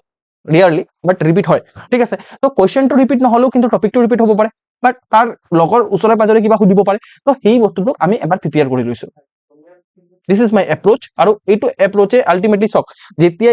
APSC এক্সামিনাৰৰ কথা ভাবক সদায় প্ৰত্যেক বছৰে কি হয় এক্সামিনাৰ কেতিয়াবা চেঞ্জ হয় ঠিক আছে প্ৰত্যেক বছৰে চেঞ্জ হৈ গৈ থাকে কাৰণ নহ'লে কি হ'ব এক্সামৰ যিটো পেটাৰ্ণ থাকিব সেইটো চেঞ্জ মানে এইটো চেম থাকিব আৰু মানুহে আমাৰ গোটেই কোচিং ইনষ্টিটিউটে প্ৰিডিক্ট কৰি ল'ব ঠিক আছে সেইটোৰ কাৰণে এক্সামিনাৰ চেঞ্জ হয় কিন্তু এক্সামিনাৰ চেঞ্জ হ'লেও কি হয় যে এতিয়া চাওক নতুন এজন এক্সামিনাৰ আহিলে ফৰ এক্সাম্পল আপোনাক APSC মাতি পিনে ক'লে যে এইবাৰৰ কুৱেশ্যন পেপাৰ আপুনি কুৱেশ্যন পেপাৰটো গোটেইটো তেওঁ সেট 100টা কুৱেশ্যন এজন মানুহে সেট নকৰে ঠিক আছে মই আগতেও কৈছিলোঁ এই কথাখিনি সদায় মনত ৰাখিব এইখিনি হেক হয় এইখিনি জানিলে মানে আমি একৰ্ডিংলি প্ৰিপেয়াৰ কৰিব পাৰিম বেটাৰ প্ৰিপেয়াৰ্ড হ'ম চাওক যিটো কুৱেশ্যন পেপাৰ আপোনালোকৰ আহে 100টা কুৱেশ্যন ফৰ এক্সাম্পল 100টা কুৱেশ্যন এজন মানুহে নিদিয়ে ঠিক আছে বা এজন মানুহে সেট নকৰে সেইটো লটাৰীৰ বেচিছত হয় কথাটো ঠিক আছে আপুনি নিজে ভাবক যদি এজন মানুহে সেট কৰিছিলেহেঁতেন তো তেওঁ কিমান পাৱাৰফুল হ'লহেঁতেন তেওঁ মেবি তেওঁৰ ভাগিনজন ধৰি লওক APSC দিব কোনোবা কোনোবাই মানে APSC দিব তেওঁৰ মন যাব পাৰে যে যিটো কুৱেশ্যন আছে সেইটো মই কৈ দিওঁ তেওঁক ঠিক আছে এনেকুৱা হ'ব পাৰে তো এইটো কোনো কৰিব নোৱাৰে ঠিক আছে এনেকুৱা প্ৰচেছটো কেনেকুৱা ধৰণৰ হয় আৰু একজেক্টলি কেনেকুৱা প্ৰচেছ হয় APSC কেতিয়াও ডিক্লিয়াৰ কৰা নাই দিছ ইজ চিক্ৰেট ঠিক আছে বাট লজিক লগাই বিবেক লগাই এইটো কথা ভাবক যে কেনেকে হয় প্ৰচেছটো ঠিক আছে মই এইবোৰ কথা আগতেও কৈছোঁ চাগে বাট আকৌ এবাৰ কৈ আপোনাৰ মাথাত সোমাব বিচাৰোঁ যে আমি ভাবোঁ এনে জেনেৰেলি আমাৰ বহুত ডাঙৰ পৰীক্ষা দি আছোঁ কিন্তু আমি ভাবোঁ যে কি হয় মানে মনত এটা এজাম্পশ্যন থাকে যে আমি ভাবোঁ যে কোনোবাই এজনে কুৱেশ্যন পেপাৰ ছেট কৰে এজনে কুৱেশ্যন পেপাৰ কেতিয়াও ছেট নকৰে ঠিক আছে হ'বই নোৱাৰে এজনে যদি কুৱেশ্যন পেপাৰ ছেট কৰিছিলেহেঁতেন তেওঁ কিবা গড়বড় কৰিছিলেহেঁতেন এনেকৈ পেপাৰ লিক হৈ গৈছিলেহেঁতেন ঠিক আছে পেপাৰটো লিক নহয় ওকে জেনেৰেলি আৰু এতিয়া লিক হ'লে মই নাজানো বাট জেনেৰেলি নহয় মানে ঠিক আছে কথাটো হ'ল যে চিকিউৰিটিৰ কাৰণে এতিয়া কি হয় প্ৰচেছটো কেনেকৈ হয় তেতিয়াহ'লে তো প্ৰত্যেকটা প্ৰফেচাৰক কি কৰা হয় ৰিটায়াৰ্ড প্ৰফেচাৰ ঠিক আছে তো তাহাঁতক কোৱা হয় যে ছাবজেক্ট এক্সপাৰ্ট তাহাঁতি কয় তো এই ছাবজেক্ট এক্সপাৰ্টবোৰক কোৱা হয় যে আপোনালোকৰ ফালৰ পৰা কুৱেশ্যন দিয়ক ঠিক আছে 10টা কুৱেশ্যন 20টা কুৱেশ্যন যেটা কুৱেশ্যন দিবৰ আছে সিহঁতে ডিটাৰমাইন কৰি দিয়ে তো সেনেকৈ 10টা কুৱেশ্যন 20টা কুৱেশ্যন দিয়ে ঠিক আছে চবে দিলে যেনেকৈ পলিটিৰ কুৱেশ্যন পলিটিৰ ফেকাল্টিয়ে দিলে ঠিক আছে ফেকাল্টি মানে কি সেই হ'ব মানে ফৰ এক্সাম্পল তেওঁ কটন কলেজত মানে প্ৰফেচাৰ আছিলে তেনেকুৱা ধৰণৰ মানে Guwahati university Dibrugarh university Tezpur university বা মেবি JNU ঠিক আছে ক'ৰ হয় আমি নাজানো এইবোৰ ঠিক আছে চ' য'ৰে হয় মানে আল্টিমেটলি সেনেকে প্ৰত্যেকটা ডিপাৰ্টমেণ্টৰ প্ৰফেচাৰে সেনেকে দিয়ে ঠিক আছে কুৱেশ্যনছবোৰ APSCৰ এটা কুৱেশ্যন বেংকত গোট খায় আৰু তাৰপিছত যেতিয়া কুৱেশ্যন বনাবলগীয়া হয় APSC CCৰ কাৰণে তেতিয়াহ'লে তাৰ পৰাই প্ৰথমে কোটাবোৰ ডিচাইড কৰি লয় যে এইবাৰ আমি পলিটিৰ পৰা ইমানটা কুৱেশ্যন সুধিম ইকনমিৰ পৰা ইমানটা কুৱেশ্যন সুধিম এনেকে ডিচাইড কৰি লোৱাৰ পিছত এই যিটো পলিটিৰ কুৱেশ্যন বেংক আছে তাৰ পৰা ৰেণ্ডম বেচিছত আপোনাৰ ধৰি লওক পলিটিৰ পৰা ধৰিলে 8টা কুৱেশ্যন সুধিব বুলি ভাবিলে তো ৰেণ্ডম বেচিছত 8টা কুৱেশ্যন উঠাই আনে আৰু কিমান কি কুৱেশ্যন আহিছে কোনো নাচায় সেইটো, ঠিক আছে। এইটো চিষ্টেমত উঠাই আনি পিনে 100টা কুৱেশ্যনৰ এটা মানে ছেট বনে, আৰু সেইটো বেছিভাগ চাবই নোৱাৰে, সেইটো কম্পিউটাৰাইজ হয় মষ্ট প্ৰবেবলি, আৰু সেইটো প্ৰিণ্ট আউট হৈ যায়, আৰু প্ৰিণ্ট আউট হৈ পিনে সেনেকে আপোনাৰ চিল লাগি যায়, আৰু এনেকে আপোনাৰ চাব নোৱাৰে। এইটো মষ্ট প্ৰবেবলি এনেকুৱা ধৰণৰ প্ৰচেছ হয়, ঠিক আছে। চ' প্ৰচেছটো এনেকুৱা ধৰণৰ হয়। তো এতিয়া চাওক, আপোনাৰ যেতিয়া কোনো এজন প্ৰফেচাৰে আপোনাৰ পেপাৰটো বনাব, ঠিক আছে, বা কুৱেশ্যন এটা বনাব, তো কুৱেশ্যন এটা বনোৱাৰ আগতে তেওঁ ভাবিব ন, তেওঁ অবভিয়াছলি তেওঁতো এনে জেনেৰেলি ধৰি লওক আগতে ইউনিভাৰ্চিটিৰ কুৱেশ্যন বনাইছিলে, তেওঁ অবভিয়াছলি এজন লজিকেল যদি প্ৰফেচাৰ হয় তেতিয়াহ'লে ভাবিব যে APSCয়ে আগত কেনেকুৱা ধৰণৰ কুৱেশ্যন সুধিছে বা মোৰ ছাবজেক্টত কেনেকুৱা ধৰণৰ কুৱেশ্যন আহিছে। চ' তেওঁ একদম চিয়ৰ গেৰেণ্টি আছে যে তেওঁ কি কৰিব, PYQ বোৰ চাব, ঠিক আছে, প্ৰিভিয়াছ ইয়াৰত কেনেকুৱা ধৰণৰ তেওঁৰ ছাবজেক্টৰ ওপৰত কুৱেশ্যন আহিছে এইটো চাব। যদি কিহৰ কাৰণে চাব আপুনি চাওক, তেওঁ যদি হঠাৎকে কিবা এটা বেলেগ ধৰণৰ কুৱেশ্যন সুধি দিয়ে, আপোনালোকৰ মনত সেইটোৱে চলে যে তাৰ যদি বেলেগ ধৰণৰ পেটাৰ্ণ আহি যায়, যদি বেলেগ ধৰণৰ তেওঁ কুৱেশ্যন সুধে বা বহুত পেপাৰটো বেলেগ হৈ যায়, তেতিয়াহ'লে মানুহে অপ'জ কৰিবলৈ ষ্টাৰ্ট কৰিব, ঠিক আছে। মানুহে অপ'জ কৰিবলৈ ষ্টাৰ্ট কৰিব, ক'ব যে এইটো ফটকে পেটাৰ্ণ কি চেঞ্জ হৈছে, বা এইটো এনেকুৱা ধৰণৰ কেনেকে কুৱেশ্যন আহিছে। তো প্ৰফেচাৰবোৰে তেতিয়া APSCতো প্ৰফেচাৰবোৰক ক'ব যে আপুনি কি কুৱেশ্যন পেপাৰ কাটিলে আমাক ইমান গালি পাৰি আছে যে মানুহবোৰে, ঠিক আছে। তো অবভিয়াছলি প্ৰফেচাৰে কেতিয়াও নিজৰ ওপৰত ল'ব নিবিচাৰে, তেওঁ চিমিলাৰ ধৰণেৰে পেপাৰ কাটিবলৈ চেষ্টা কৰিব, ঠিক আছে, যাতে তেওঁৰ ওপৰত কিবা এটা বস্তু নাহে পিছত, ঠিক আছে। কাৰণ এইবোৰ চব মানে যিকোনো মানে সৰু সুৰা পৰীক্ষা নহয়, এইবোৰ এটা কুৱেশ্যনক লৈ পিনে পাঙ্গা হৈ যাব পাৰে বহুত ডাঙৰ ডাঙৰ। চক APSC কি হ'ল যে এইটো ক'ব গ'লে ক্লাৰিকেল মিষ্টেকে হয়, যিটো APSCৰ যিটো ৰিজাল্টত মিষ্টেক হৈছিলে, হ'ব নালাগে দেন অলছো মই কৈছো, বাট কিমান পাঙ্গা হৈছে চক, মানুহৰ কিমান ইম্পেক্ট পৰে তাৰ ওপৰত, গোটেই অসমত ইম্পেক্ট পৰিছে তাত, ঠিক আছে। মানুহবোৰে কৈছে APSC কি কৰিছে, হেন নাই তেন নাই, মই মিম বনাই দিছো, এনেকুৱা ধৰণৰ। APSC মানে বহুত মানে প্ৰেষ্টিজিয়াছ অৰ্গেনাইজেশ্যন হয়, তাত কোনো ষ্টেপতে তাহাঁতি ভুল নকৰে। অবভিয়াছলি কুৱেশ্যন বনোৱাৰ সময়তো তাহাঁতি কিমান মানে এইটো হৈ থাকিব, কেয়াৰফুল হৈ থাকিব। সেই কেয়াৰফুল যিহেতু হ'ব, সেই বস্তুটোতে আমি ধৰিম যে সিহঁতি কেনেকে কৰিব বস্তুটো, ঠিক আছে, ৰিভাৰ্ছ ইঞ্জিনিয়াৰিং। তো আল্টিমেটলি আমি ভাবিম যে আচ্ছা ইটো PYQ চাবই, ঠিক আছে, PYQ চোৱাৰ লগে লগে আমিও PYQ চাম, ঠিক আছে, আমিও PYQ চাম, আৰু তেওঁলোকে কেনেকুৱা পেটাৰ্ণত কুৱেশ্যন বনাব বা কি ভাবিব, আমি এনেকুৱা ধৰণে প্ৰিপেয়াৰ কৰি যাম। বেষ্ট পচিবল আমি এইটোৱে কৰিব পাৰো, ইয়াতকে বেছি একো কৰিব নোৱাৰো। ইয়াতকে বেছিতো সেইটোৱে হ'ব যে কুৱেশ্যন পেপাৰটো লৈ পিনে সেইটোৱে পঢ়ি যাওক যিটো কুৱেশ্যন সুধিব, এইটো হ'ব নোৱাৰে, ঠিক আছে, এইটো হ'ব নোৱাৰে, সেইটো চিটিং হ'ব, ঠিক আছে। সেইটো বেষ্ট পচিবল আমি ইমানটোৱে কৰিব পাৰো, ইমানটো লজিকত কৰিব পাৰো। তাৰপিছত যি আহিব আহিব আৰু দেখা যাব পুৰা, ঠিক আছে। ইয়াতকে বেষ্ট পচিবল ৱে মই দেখা নাই, ঠিক আছে। তো আমি কুৱেশ্যন পেপাৰটো ল'ম, ঠিক আছে, PYQ ল'ম, তাৰ পুৰা একদম মানে যি কুৱেশ্যন সুধিছে মোষ্ট প্ৰবেবলি APSC CCৰ কৰিম, UPSCৰ কৰিম, ঠিক আছে, ডিপাৰ্টমেণ্টেল এক্সামিনেশ্যনৰ কিছুমান কৰিম। তাৰপিছত যদি তাৰ বাহিৰেও যদি কিবা হ'ল তেতিয়াহ'লেতো ভগৱান ভৰছে, আৰু তেতিয়া কি কৰিব পৰা যাব, একো কৰিব পৰা নাযায়, ঠিক আছে। আৰু সঁচা কথা ক'ব গ'লে সেইখিনি কুৱেশ্যনে ডিটাৰমাইনো নকৰে আপোনাৰ কাট অফ কিমান হ'ব, কাৰণ সেইটো যদি আপুনি নাজানে নহয় ইমান প্ৰিপাৰেশ্যন কৰাৰ পিছত, তেতিয়াহ'লে কোনো নাজানে, ভাল এটা এক্সপেৰিয়েণ্টে নাজানিব। তো সেইটো কুৱেশ্যন কাট অফ কেনেকৈ ডিচাইড কৰিব, এইটো কাট অফ ডিচাইড কৰিবই নোৱাৰে, চবৰ কাৰণে টান হ'ব আপুনি যিটো মানে কৰিব পাৰে, ঠিক আছে। মোৰ লজিক বুজি পাইছে নে নাই? মোৰ লজিকক কোনোবা এড কৰিব নেকি কথাবোৰ, বা কিবা কাউণ্টাৰ কৰিব নেকি? ঠিক আছে, মই কাউণ্টাৰ কৰিলেও ভাল পাম, ছাৰ এনেকুৱা আপুনি যেনেকৈ ভাবিছে এনেকুৱা নহয়, এনেকুৱাটো নহ'ব পাৰে, কাউণ্টাৰ কৰক, ঠিক আছে। বা আপুনি লজিকক কিমান এগ্ৰী কৰিব নে নাই কওক, নে ঠিক আছে নে নাই মোক সেইটোৱে কওক, ঠিক আছে, মই জানিব বিচাৰিম, কাৰণ আপোনালোকৰোতো এটা মাথা আছে, ৰাইট। নাও চল্ভ দিছ কুৱেশ্যন, এইটো কুৱেশ্যন চল্ভ কৰক। আনচাৰ কি হ'ব? BADB, লেটছ ডিছকাছ, ঠিক আছে। তো ইয়াৰ আনচাৰ কি হ'ব? ইয়াৰ আনচাৰ B হ'ব, অ'কে। 1 আৰু 3 যিটো আছে সেইটো কাৰেক্টলি মেচ হৈ আছে, ঠিক আছে, আৰু বাকীখিনি মেচ হোৱা নাই, অ'কে। Let's discuss. এইটো ধৰি লওক, এইটো পুৰা কোনো লজিক চজিক নালাগিব, এইটো ফেকচুৱেল হয়, ঠিক আছে। এইটো আপুনি জানেতো জানে, নাজানিলে নাই, ঠিক আছে। কিন্তু এইটো অসমত থকা হিচাপে আপুনি জানিব লাগে, বহুত ফেমাছ হয় এইখিনি, গোটেইখিনি টেম্পলে ফেমাছ হয়, অ'কে। Let's discuss 1 by 1। এতিয়া চাওক, মহামায়া টেম্পল আছে, ঠিক আছে। মহামায়া টেম্পল ইয়াত আপোনাৰ ধুবুৰী বুলি লিখা আছে, ঠিক আছে। কি হৈছিলে কথাটো, মানে ইয়াত আপোনাৰ ষ্টেটমেণ্ট এইটো কাৰেক্টে হয়, কিন্তু এতিয়া আপোনাৰ মহামায়া টেম্পলটো আপোনাৰ BTR ৰিজনত পৰে, আপোনাৰ কোকৰাঝাৰত, ঠিক আছে। এতিয়া যদি চাওঁ, কিন্তু কিছুমান আগৰ পুৰণা টেক্সট বুকছত, অল্ডাৰ টেক্সটবোৰত আপোনাৰ কি হয়, টুৰিজম ৰেকৰ্ডছবোৰত আপোনাৰ ধুবুৰী বুলি আছে, ঠিক আছে। তো ধুবুৰী বুলি আছে, আনডিভাইডেড যিটো ধুবুৰী আছিলে এই ধুবুৰীতে আছে, ঠিক আছে। তো কিন্তু এতিয়া আমি যদি ৰিচেণ্ট যদি অৰ্গেনাইজেশ্যনটো চাওঁ, তেতিয়াহ'লে মহামায়া যিটো টেম্পল আছে সেইটো কোকৰাঝাৰৰ BTRত পৰে কিন্তু, অ'কে। তো সেইটো ফেক্ট এটা মনত ৰাখিব, আৰু একৰ্ডিংলি আনচাৰ কৰিব ইন ফিউচাৰ যদি কুৱেশ্যন আহে।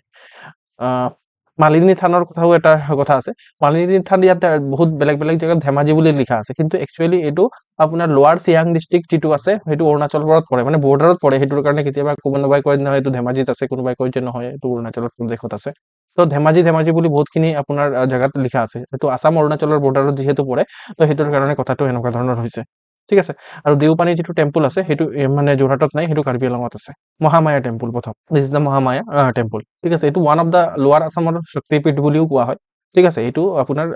জেনেৰেলিটো মই ক'লো যে এইটো আনডিভাইডেড মানে আপোনাৰ যিটো ধুবুৰী আছে সেই আনডিভাইডেড ধুবুৰীত অৱস্থিত। ঠিক আছে, কিন্তু এতিয়া আপোনাৰ কিন্তু ক'ত পৰে মানে বিটিআৰ ৰিজন যিটো কোকৰাঝাৰত পৰিব। ঠিক আছে, কোকৰাঝাৰ ডিষ্ট্ৰিক্টত পৰিব যদি এতিয়াৰ অৰ্গেনাইজেশ্যন চাওঁ। ঠিক আছে, এইটো ওৱান অফ দ্য শক্তিপীঠ হয় লোৱাৰ আছামৰ most prominent. Okay, আৰু এইটো আপোনাৰ মানে কোনে বনোৱাইছিলে, এইটো জমিনদাৰ সকলে বনোৱাইছিল সেই জাগাৰ। ঠিক আছে, এইটো আপোনাৰ পৰ্বত জোৰা। ঠিক আছে, এইটো জাগাৰ নাম। ঠিক আছে, পৰ্বত জোৰাৰ জমিনদাৰবোৰে এই যিটো মহামায়া টেম্পল আছিলে মহামায়া টেম্পলটো বনাইছিলে। মহামায়া কাক কোৱা হৈছে, গডেছ পাৰ্বতী বা গডেছ দুৰ্গা কোৱা হৈছে। ঠিক আছে, আপোনাৰ ইয়াত এনিমেল চেক্ৰিফাইচ এতিয়াও হয়, যেনেকৈ কামাখ্যা টেম্পলত এতিয়াও এনিমেল চেক্ৰিফাইচ হয়। আপোনাৰ 400 বছৰ পুৰণা যিটো এনিমেল চেক্ৰিফাইচ এতিয়া আপোনাৰ দুৰ্গা ফেষ্টিভেলৰ সময়ত এতিয়াও হয়। ঠিক আছে, ওকে, আৰু এইটো এইটো মহামায়া যিটো আপোনাৰ টেম্পল আছে, তো সেইটো এটা নদীৰ কিনাৰত আছে, সেইটোৰ নাম হৈছে টিপকাই ৰিভাৰ। ঠিক আছে, এইবোৰ পৰীক্ষাত কোনটো নদীৰ কিনাৰত আছে সেইটো সোধে। আৰু কোৱা হয় যে গডেছ পাৰ্বতী ইয়াত গা ধোৱাৰ কাৰণে আপোনাৰ টিপকাই নদীত গা ধুইছিলে। ঠিক আছে, দিছ ইজ মহামায়া টেম্পলৰ লগত ৰিলেটেড ইম্পৰ্টেণ্ট কথা যিটো APSC কুৱেশ্যন সুধিব পাৰে ইন ফিউচাৰো। ঠিক আছে, যিহেতু এবাৰ মেচ দ্য ফলোইং টাইপৰ কুৱেশ্যন সুধিছে। ঠিক আছে, নেক্সট হৈছে আপোনাৰ ঢেকীয়াখোৱা বৰনামঘৰ। ঠিক আছে, এইটো হ'ল ঢেকীয়াখোৱা বৰনামঘৰ। চ' ঢেকীয়াখোৱা বৰনামঘৰ ক'ত আছে, এইটো যোৰহাট ডিষ্ট্ৰিক্টৰ টিয়কত আছে। ঠিক আছে, এইটো আপোনাৰ মাধৱদেৱে এষ্টাব্লিছ কৰিছিলে। ঢেকীয়াখোৱা বৰনামঘৰ মাধৱদেৱে এষ্টাব্লিছ কৰিছিলে, শংকৰদেৱে এষ্টাব্লিছ কৰিছিলে বুলি দিয়া থাকিব পাৰে, কিন্তু এনেকুৱা ধৰণৰ ৰিপ্লেচমেণ্ট হয়। ঠিক আছে, মাধৱদেৱৰ জেগাত শংকৰদেৱ কৰি দিব, জাগাৰ নাম চেঞ্জ কৰি দিব। ঠিক আছে, এইবোৰ APSC কৰি ভাল পায়। অ'কে, কৰি কিহৰ কাৰণে ভাল পাই চাওক, মই আপোনালোকক কিছুমান আৰু লজিক শিকাই আছো। ঠিক আছে, এতিয়া চাওক লজিকেলি কথাবোৰ বহুত ভাল ধৰণে শুনিব। চাওক, এটা এই ষ্টেটমেণ্ট যেতিয়া APSC বনায়, ঠিক আছে, এটা যিটো কাৰেক্ট ষ্টেটমেণ্টটো বনোৱা ইজি। ঠিক আছে, কাৰেক্ট ষ্টেটমেণ্টটো APSC এক্সামিনাৰে বনাবই নালাগে। ঠিক আছে, কাৰেক্ট ষ্টেটমেণ্ট কিহৰ কাৰণে APSC এক্সামিনাৰে বনাব নালাগে, তাহাঁতি কোনোবা না কোনোবা কিতাপত ৰেফাৰ কৰে। কিহৰ কাৰণে কিতাপক ৰেফাৰ কৰে, কাৰেক্ট ষ্টেটমেণ্ট বনাব নালাগে সেইটোৰ কাৰণে, বিকজ চাওক মানে এতিয়া যদি কোনোবা এছপিৰেণ্টে কোনোবা কেণ্ডিডেটে ফিউচাৰত গৈ পিনে ক্লেইম কৰে যে এইটো যিটো APSCয়ে আনচাৰ কিট দিছে সেইটো APSCৰ আনচাৰ কিট ভুল আছে, আৰু যিহেতু সেই আনচাৰ কিটটো ভুল সেইটোৰ কাৰণে মোৰ প্ৰিলিমছ ওলোৱা নাই, আৰু যিহেতু মোৰ প্ৰিলিমছ ওলোৱা নাই সেইটোৰ কাৰণে মোক আকৌ এবাৰ মোক চান্স দিব লাগে, বিকজ মোৰ লাষ্ট এটেম্প্ট দিছিলে আৰু এইটো আনচাৰ কি ভুল হয়, আমুক চৰ্চৰ মতে আনচাৰ কি ভুল হয়। এনেকুৱা ধৰণে কোনো এটা কেণ্ডিডেটে গৈ পিনে আপোনাৰ কোৰ্টত কেছ কৰিব পাৰে। তো APSCৰ ওচৰত আৰ্গুমেণ্ট থাকিব লাগিব যে নহয়, তেওঁ যিটো কৈছে ৰং হয়, বিকজ এইটো কিতাপ আমি ৰেফাৰ কৰিছো আৰু এইটো কিতাপত এই লাইনটো একজেক্টলি লিখা আছে।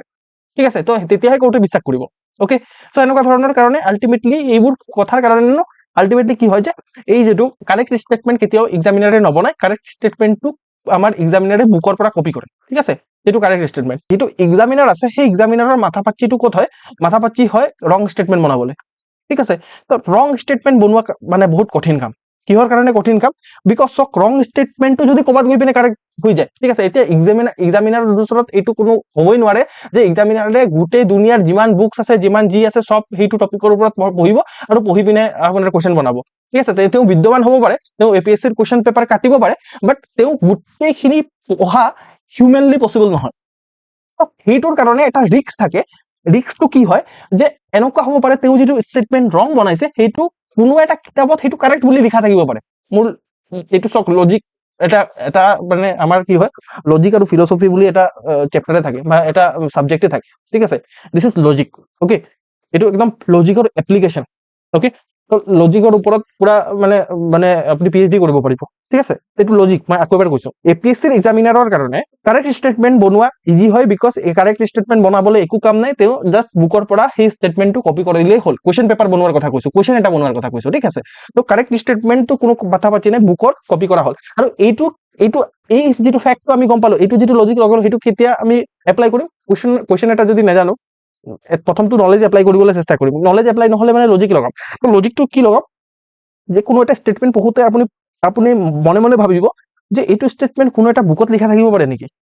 এনেকুৱা ধৰণে কোনোবা এটা বুকত লিখা থাকিব পাৰে নেকি? এনেকুৱা আপোনাৰ ফিল আহিব যে এইটোতো কোনো বুকৰ পৰা কপি কৰা হয়, ঠিক আছে, কোনো বুকৰ এটা ষ্টেটমেণ্ট হয় এইটো, ঠিক আছে, এনেকুৱা ধৰণৰ যেতিয়া ফিল আহিব সেইটো কাৰেক্ট হ'ব, বুজি পাইছে? তো এইটো এটা লজিক, যোনে ধৰিব পাৰিছে, নহ'লে এই ক্লাছবোৰ চাওক, এই ক্লাছবোৰ বহুত হাই ইম্পেক্ট ক্লাছ, এইবোৰ ক্লাছ জিন্দগীত নাপায়, ক'তো নাপায়, UPSCতো নাপায়, ঠিক আছে, এইবোৰ মোৰ নিজৰ এক্সপিৰিয়েঞ্চ, ঠিক আছে, বহুত বছৰৰ এক্সপিৰিয়েঞ্চৰ পৰা মই এই ক্লাছেছখিনি আপোনালোকক কৈছোঁ, আৰু মোৰ ভিতৰত যি আছে মই চব দিব বিচাৰি আছোঁ ইয়াত, ঠিক আছে। চ' এইখিনি মে বি ক্লাছ ৰিপিট কৰিব লাগিব পৰা হ'ব পাৰে, ৰেকৰ্ডেড ক্লাছ অক্টোবৰ চাব বুজি পাব, তাৰপিছতো যদি বুজি নাপায় মোক সুধিব, ঠিক আছে। চ' এইটো কাৰেক্ট ষ্টেটমেণ্ট হয় নে নহয় এইটো আমি কেনেকে চাম, যে আপোনাৰ যে আমি চাম যে আমি মনে মনে ভাবিম যে এইটো কোনো এটা বুকত থাকিব পাৰে নেকি ষ্টেটমেণ্টটো, ঠিক আছে। যদি বুকত থাকিব পাৰে তেতিয়াহ'লে কিন্তু সেইটো ষ্টেটমেণ্ট আপোনাৰ কি হ'ব পাৰে, মানে ৰাইট হ'ব পাৰে। কিন্তু ৰং ষ্টেটমেণ্ট চাওক, ৰং ষ্টেটমেণ্ট APSCৰ এক্সামিনাৰে বনোৱা বহুত টান কাম। কিহৰ কাৰণে টান কাম? বিকজ যদি সেই ৰং ষ্টেটমেণ্টটো তেওঁ যিটো বনাইছে কিবা কাৰণে যদি সি ৰাইট হৈ যায়, ঠিক আছে, তেতিয়াহ'লে কিন্তু সেইটো আনচাৰ কি ৰং হ'ব, ঠিক আছে, আনচাৰ কিটো ভুল দেখুৱাব, ঠিক আছে, সেনেকে কোৰ্টত কেছ হৈ যাব, সেনেকে গড়বড় হ'ব, ঠিক আছে। সেইটোৰ কাৰণে অলপ আমাৰ এক্সামিনাৰ ৰং ষ্টেটমেণ্ট বনোৱাত কচিয়াছ হয়, এনেকুৱা জেগাত টুইষ্ট কৰে যিটো ৰং ডেফিনেটলি হ'ব, ডেফিনেটলি ৰং হ'ব, সিহঁতৰ কাৰণে ডেফিনেটলি ৰং কৰাৰ কাৰণে অল সোমাই দিয়ে, কিবা সোমাই দিয়ে, এনেকুৱা জেগাত তাহাঁতি চেঞ্জ কৰিবলৈ চেষ্টা কৰে য'ত এইটো ডেফিনেটলি ৰং হ'ব। এতিয়া ফৰ এক্সাম্পল এইটো ষ্টেটমেণ্ট হয়, আমি যদি কওঁ এইটো ষ্টেটমেণ্ট এটা চাওক, ফৰ এক্সাম্পল কৈছোঁ, ঢেকিয়াজুলি বৰনামঘৰ যিটো আছে সেইটো আমাৰ শংকৰদেৱে মানে এইটোক মানে ফাউণ্ড কৰিছিলে, এইটো একদম খাটাং ৰং হয়, ঠিক আছে, এইটো খাটাং ৰং হয়, ৰঙেই হয় এইটো। মই যদি কওঁ শংকৰদেৱে কৰিছে, এইটোক ৰিপ্লেচ কৰা ইজি হয় এক্সামিনাৰ কাৰণে, আৰু এক্সামিনাৰ ইজ ভেৰি ভেৰি লেজি, ঠিক আছে, এক্সামিনাৰ বহুত বেছি লেজি হয়। তো তেওঁ বহুত লেজিনেছৰ কাৰণে কি কৰে, এতিয়া ৰং ষ্টেটমেণ্ট জানে, তেওঁ ৰং ষ্টেটমেণ্ট বনাব নোৱাৰে, ঠিক আছে, কাৰেক্ট হৈ যাব পাৰে ফটকে, ক'ৰবাত কোনো এটা বুকত কাৰেক্ট হৈ যাব পাৰে, তেওঁ এইটো হিউমেনলি পচিবল নহয় যে প্ৰত্যেকটা বুক পঢ়ি থৈ আহিব তাৰপিছত এইটো ষ্টেটমেণ্ট বনাব, সেইটো হ'ব নোৱাৰে, ঠিক আছে। অবভিয়াছলি তেওঁ জানে যে কোনোবা বুকত কাৰেক্ট হৈ যাব পাৰে, সি বনাওঁতে এনেকুৱা ধৰণৰ ষ্টেটমেণ্ট এটা বনাব লাগিব, তেওঁ মাথাত থাকিব লাগিব কোনো বুকে এইটো কাৰেক্ট কৰিব নোৱাৰে। যেনেকে মই এটা ষ্টেটমেণ্ট বনালো আপোনালোকৰ ওচৰত যে ঢেকুৱাজুলি বৰনামঘৰ ফাউণ্ড কৰিছিলে শংকৰদেৱে, ঠিক আছে, এইটো আপোনাৰ কি হৈ যায়, এইটো ৰং হয়, ঠিক আছে। কিন্তু আপোনাৰ এতিয়া চাওক এনেকুৱা ধৰণৰ ষ্টেটমেণ্টটো কৰোঁতে কি হয় যে ইজি হৈ যাব যদি আপুনি বহুত বেছি মানে এইটো কৰি দিয়ে। তো সেইটোৰ কাৰণে অলপ লুকাইও দিব লাগিব বস্তুটো, যাতে আমি টেষ্ট কৰিব পাৰোঁ, কুৱেশ্যনটোৰ পাৰপাছটো কি, টেষ্ট কৰা। এনেকুৱা জেগাত এইটো জেগাতবোৰত আপোনাৰ মানে এক্সামিনাৰে ৰিপ্লেচ কৰি দিয়ে, কেতিয়াবা প্লেচবোৰ ৰিপ্লেচ কৰি দিয়ে, কোনোবাত যদি প্লেচ আছে ন, ক'ৰবাত জেগাত আপোনাৰ প্লেচ যদি আছে তেতিয়াহ'লে প্লেচটোক ৰিপ্লেচ কৰিব, ঠিক আছে। এইবোৰ প্লেচ ৰিপ্লেচ কৰা ইজি হয়, বা চন, ঠিক আছে, 1947 আছে, তো সেইটোক ৰিপ্লেচ কৰি 1948 কৰি দিব, এইবোৰ ইজি হয়, এইবোৰ কৰা ইজি হয়, বিকজ এইটো কৰিলে এক্সামিনাৰৰ বেছি ৰিস্ক নাথাকে,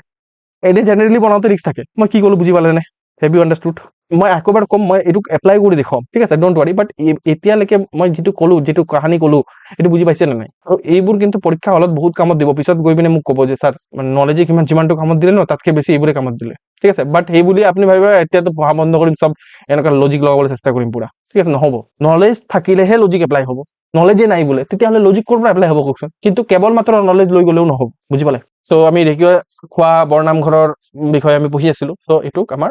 মাধৱদেৱে ইয়াক এষ্টাব্লিছ কৰিছিলে 17 নহয় 1461, ডেট মনত ৰাখিব পাৰিলে, ঠিক আছে, ইম্পৰ্টেণ্ট হয়, সেইটোৰ কাৰণে মনত ৰাখিব, ডেট প্লিজ মনত ৰাখিব, ঠিক আছে, অ'কে। আৰু তেওঁৰ কথাটো জানো, তেওঁৰ ডিচাইপল আছিলে আমাৰ শ্ৰীমন্ত শংকৰদেৱৰ, ঠিক আছে। এইটো নামটো কেনেকৈ আহিলে ঢেকুৱাখোৱা, ঠিক আছে, নামটো আহিলে মানে শংকৰদেৱ নহয়, মাধৱদেৱ, ঠিক আছে। মাধৱদেৱ যেতিয়া আপোনাৰ এই জেগাটোত আহিছিলে, ঠিক আছে, টিয়কত আহিছিলে, ত' তেতিয়া এজন বহুত মানে বৃদ্ধ আমাৰ মহিলা এজনৰ ঘৰত থাকিছিলে। তো সেই বৃদ্ধ মহিলাজনৰ মানে জনীৰ ওচৰত কোনো এনেকুৱা ধৰণৰ খাবলৈ দিব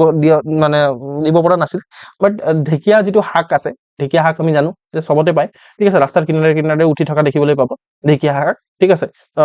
টেষ্টি হয় খাবলৈ, ঠিক আছে, মই কেতিয়াবা এতিয়া খাওঁ। তো এই ঢেকীয়া শাক যিটো আছে, সেই ঢেকীয়া শাকটো খুৱাইছিলে তেওঁ, ঠিক আছে, সস্তা হয় যিহেতু, বা তেওঁৰ ওচৰত সিমানটোৱে কেপাচিটি আছিলে, তো তেওঁ সেইটো খাই পিনে বহুত ভাল পাইছিলে, আৰু তেওঁৰ যিটো ডিভ'শ্যন আছে সেইটো বহুত ভাল পাইছিল, আৰু সেনেকে তেওঁ ভাবিলে যে এই দখলতে এটা নামঘৰ এষ্টাব্লিছ হ'ব, আৰু সেইটোৰ নাম পৰি গ'ল ঢেকীয়াখোৱা বৰনামঘৰ। আৰু ঢেকীয়াখোৱা বৰনামঘৰত কি হ'ল যে এটা আপোনাৰ লেম্প জ্বলি আছে, লেম্প মানে সি আৰু মানে আপোনাৰ প্ৰদীপ, ঠিক আছে, চাকি, এটা চাকি জ্বলি আছে, সেইটো কিমান মানে এই যিটো আপোনাৰ 1461 পৰা জ্বলি আছে, এই প্ৰথমবাৰৰ কাৰণে জ্বলাইছিলে মাধৱদেৱে। এতিয়াও আপুনি যদি ঢেকীয়াখোৱা নামঘৰত যায়, কোনোবাই গৈছে যদি মোক জনাব, ঠিক আছে। চ' আপোনাৰ তাত আপোনাৰ এই যিটো বন্তি আছে, সেইটো যিটো চাকি আছে এতিয়াও জ্বলি আছে, আৰু এইটো এছিয়া বুক অফ ৰেকৰ্ডত এতিয়াও মানে ৰেকৰ্ড হৈ আছে, এইটো ৰেকৰ্ড হয় যে ইমান বছৰৰ পৰা চলি আছে। কিমান বছৰ এতিয়া 2026 ন, কিমান বছৰ হ'ল এতিয়া? 2026 মাইনাছ 1461, 565 ইয়াৰৰ পৰা এই বাতিটো জ্বলি আছে, ঠিক আছে। 560 ইয়াৰ্ছৰ পৰা এই যিটো চাকি আছে যিটো জ্বলি আছে আৰু সেইটো জ্বলি থাকিব, ঠিক আছে। এইটো প্ৰথমবাৰৰ কাৰণে জ্বলাইছিলে কোনে? আমাৰ মাধৱদেৱে, ঠিক আছে। এনেকুৱা ধৰণৰ বৰপেটাতো আছে এটা। গৈছে নেকি কোনোবাই ঢেকীয়াখোৱা বৰ নামঘৰত? যাব পাৰিলে। নেক্সট হ'ল আপোনাৰ মালিনী থান, ঠিক আছে, মালিনী থান, অ'কে। তো এইটোতো মই অলৰেডি ক'লো কাহিনীটো। কিছুমানে কয় ধেমাজি, মানে কিছুমান টেক্সট বুকত লিখা আছে ধেমাজিত আছে, কিছুমানে এতিয়া যদি আমি একচুৱেলি চাওঁ তেতিয়াহ'লে এইটো অৰুণাচল প্ৰদেশৰ চিয়াং, লোৱাৰ চিয়াং ডিষ্ট্ৰিক্টত পৰে। চ' এইটো এটা আপোনাৰ হিন্দু টেম্পল হয় অবভিয়াছলি। তাৰপিছত আপোনাৰ 14-15 চেঞ্চুৰীত ইয়াক বনোৱা হৈছিলে। এইটো চুতীয়া কিংসকলে বনোৱাইছিলে, ঠিক আছে, অ'কে। এইটো স্পেচিয়েলি গ্ৰেনাইট যিটো পাথৰ আছে, সেই গ্ৰেনাইট পাথৰৰ বহুতখিনি স্কাল্পচাৰ্ছ মানে মূৰ্তি পোৱা গৈছে ইয়াত, অ'কে। আৰু ইয়াত স্পেচিয়েলি এইটো মালিনী যিটো থান আছে সেইটো মানে গডেছ দুৰ্গাৰ কাৰণে ডেডিকেটেড, মন্দিৰটো দুৰ্গাৰ লগত ৰিলেটেড, ঠিক আছে। তাৰ উপৰিও ইয়াত কিমান বেলেগ বেলেগ ধৰণৰ মানে আৰ্কিঅলজিকেল মানে যেতিয়া আৰ্কিঅলজিষ্টসকলে ইয়াত